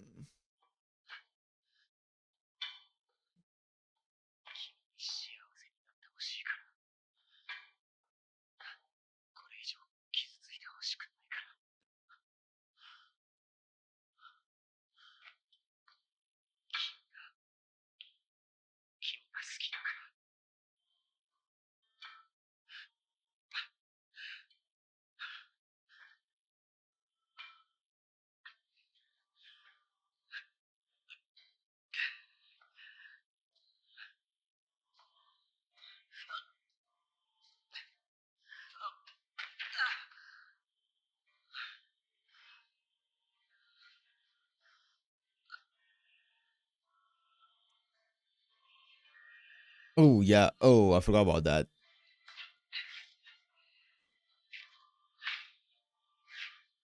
Hopefully the weed is helping with that, with the pain.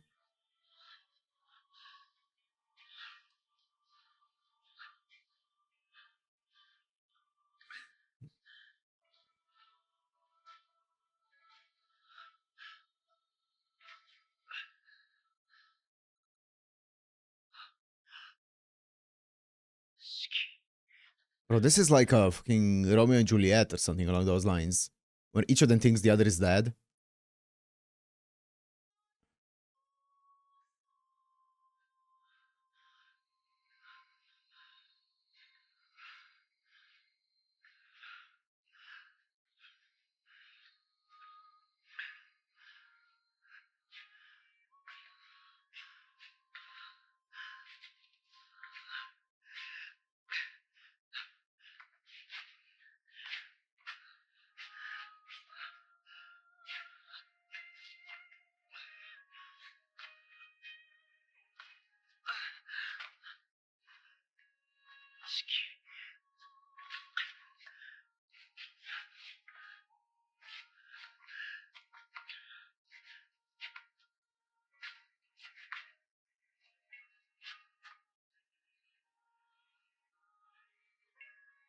Ooh.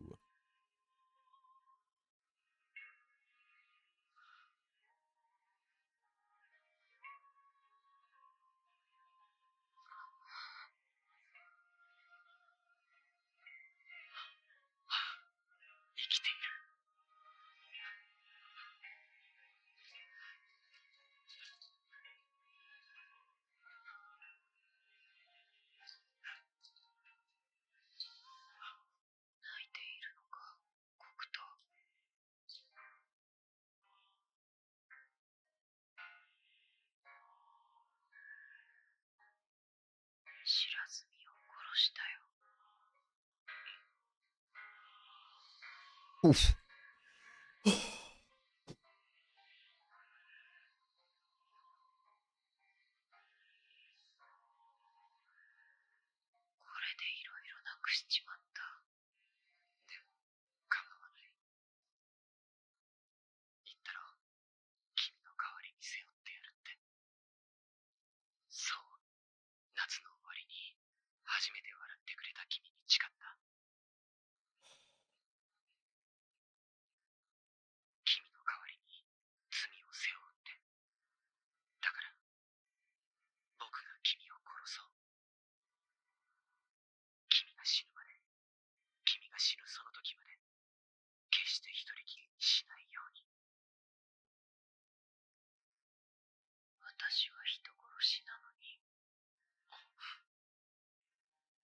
人殺しはいけないことだって言っただろう。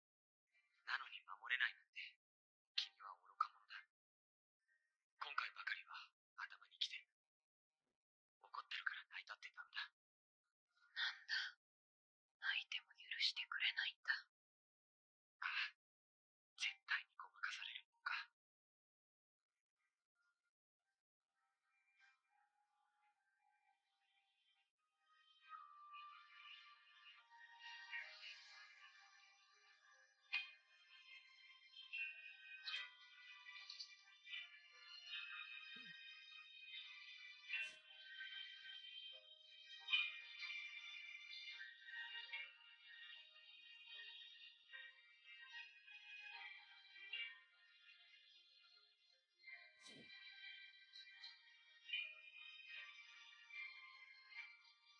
四季、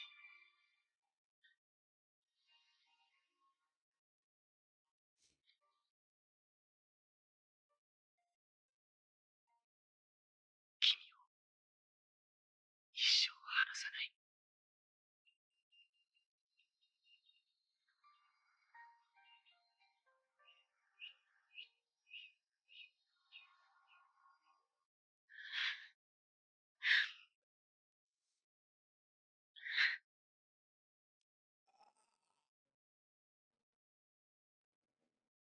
Not nothing hard. Oh, it's not over. It is over. Ayo. At the credit scene.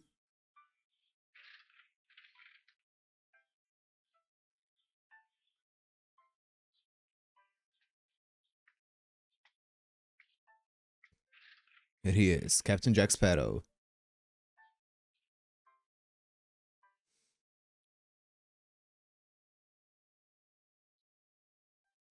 April, May, March.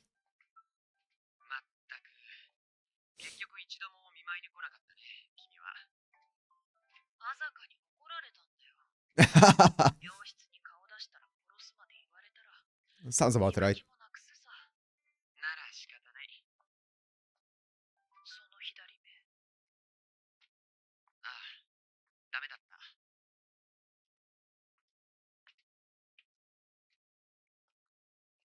しずねちゃんの言う通りになっちゃったな。ほら。未来史の女のことだろ。覚えてるよ。うん。その子が言ってたんだ。式に関わると最後にひどい目に遭うって。予言的中。本当にひどい目に遭った。何するんだ突然。何って松葉杖の代わりだよ。慣れるまでの1週間は式に任せるからよろしく。なんで俺がそんなことしなくちゃいけないんだ。してほしいから。嫌だって言うならいいけど。別に嫌じゃないけど。でも俺、明日から学校があるんだけど。そんなのサボっちゃえ。お前な。Oh, she's actually going to school. お前がサボれなんて珍しいこと言うから笑ってしまったんだ。お前は勝手なやつだなって。そうだね。もう何年も前から僕は勝手に君が好きだった。今も。だから式が嫌がっても勝手に世話を焼くって決めたんだ。あれ、どうしたのさ、式。こういうセリフってダメなんだろう。今まで散々苦手だって言ってたじゃねえか。そうでもないよ。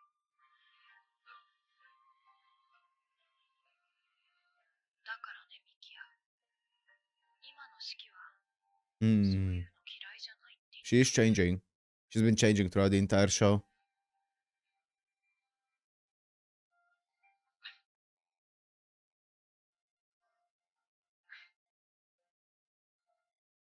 さあ、行こう。 Aww. 私が欲しかったものは、ナイフでもなんでもなくて、ただその手のひらだったんだ。この先どんなことがあったって、私はこの手を離すことはないと思う。だからこれで私の物語はおしまいだ。Ah, there's like 3 more movies. 今の自分を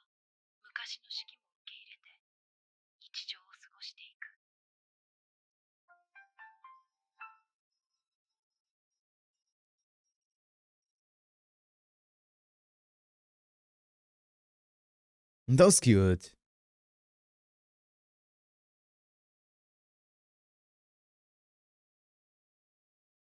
Is that it? I think that's it. I think that's all these 2 hours have given us. So yeah, this is the 7th one.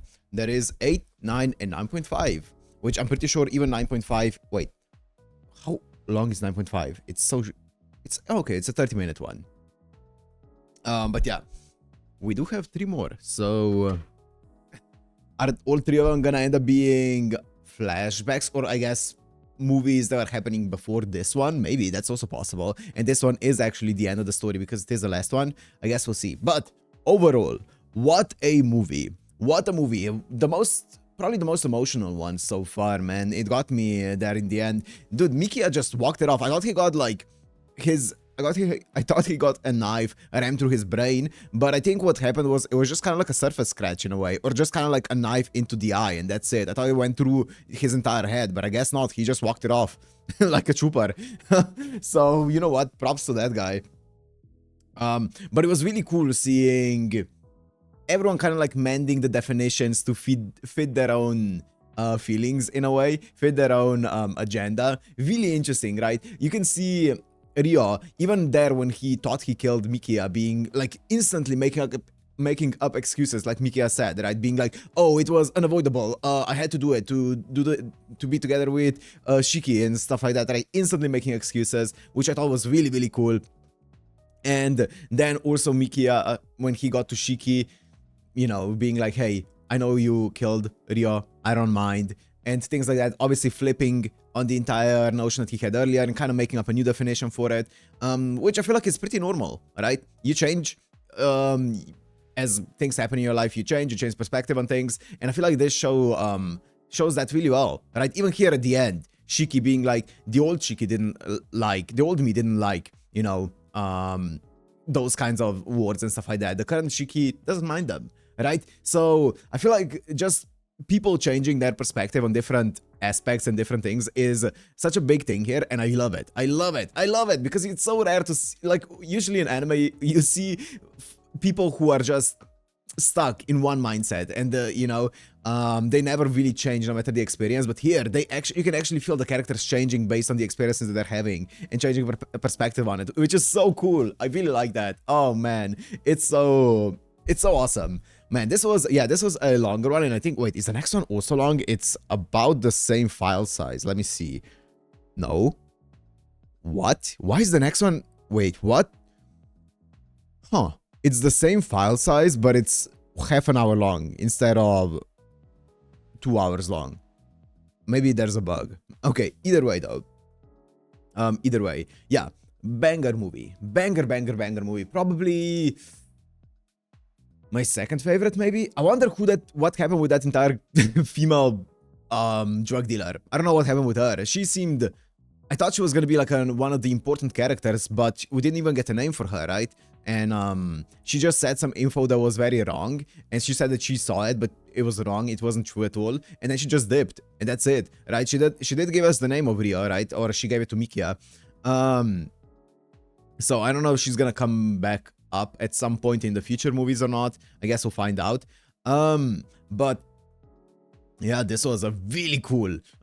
Also, yeah, I like how they built up the entire mystery of, oh, it's obviously Shiki regaining her memories, and because of that going on a rampage again, maybe, or something along those lines. But then you figure out, no, it's Ryo, this person who's trying to get Shiki to come out and you know, get back the old Shiki that he fell in love with, just being absolutely deranged. We also got the answer to what is a origin and what is an awakened origin, right? So if I am not mistaken, he is the only one who has an awakened origin that we've seen in the series so far, right?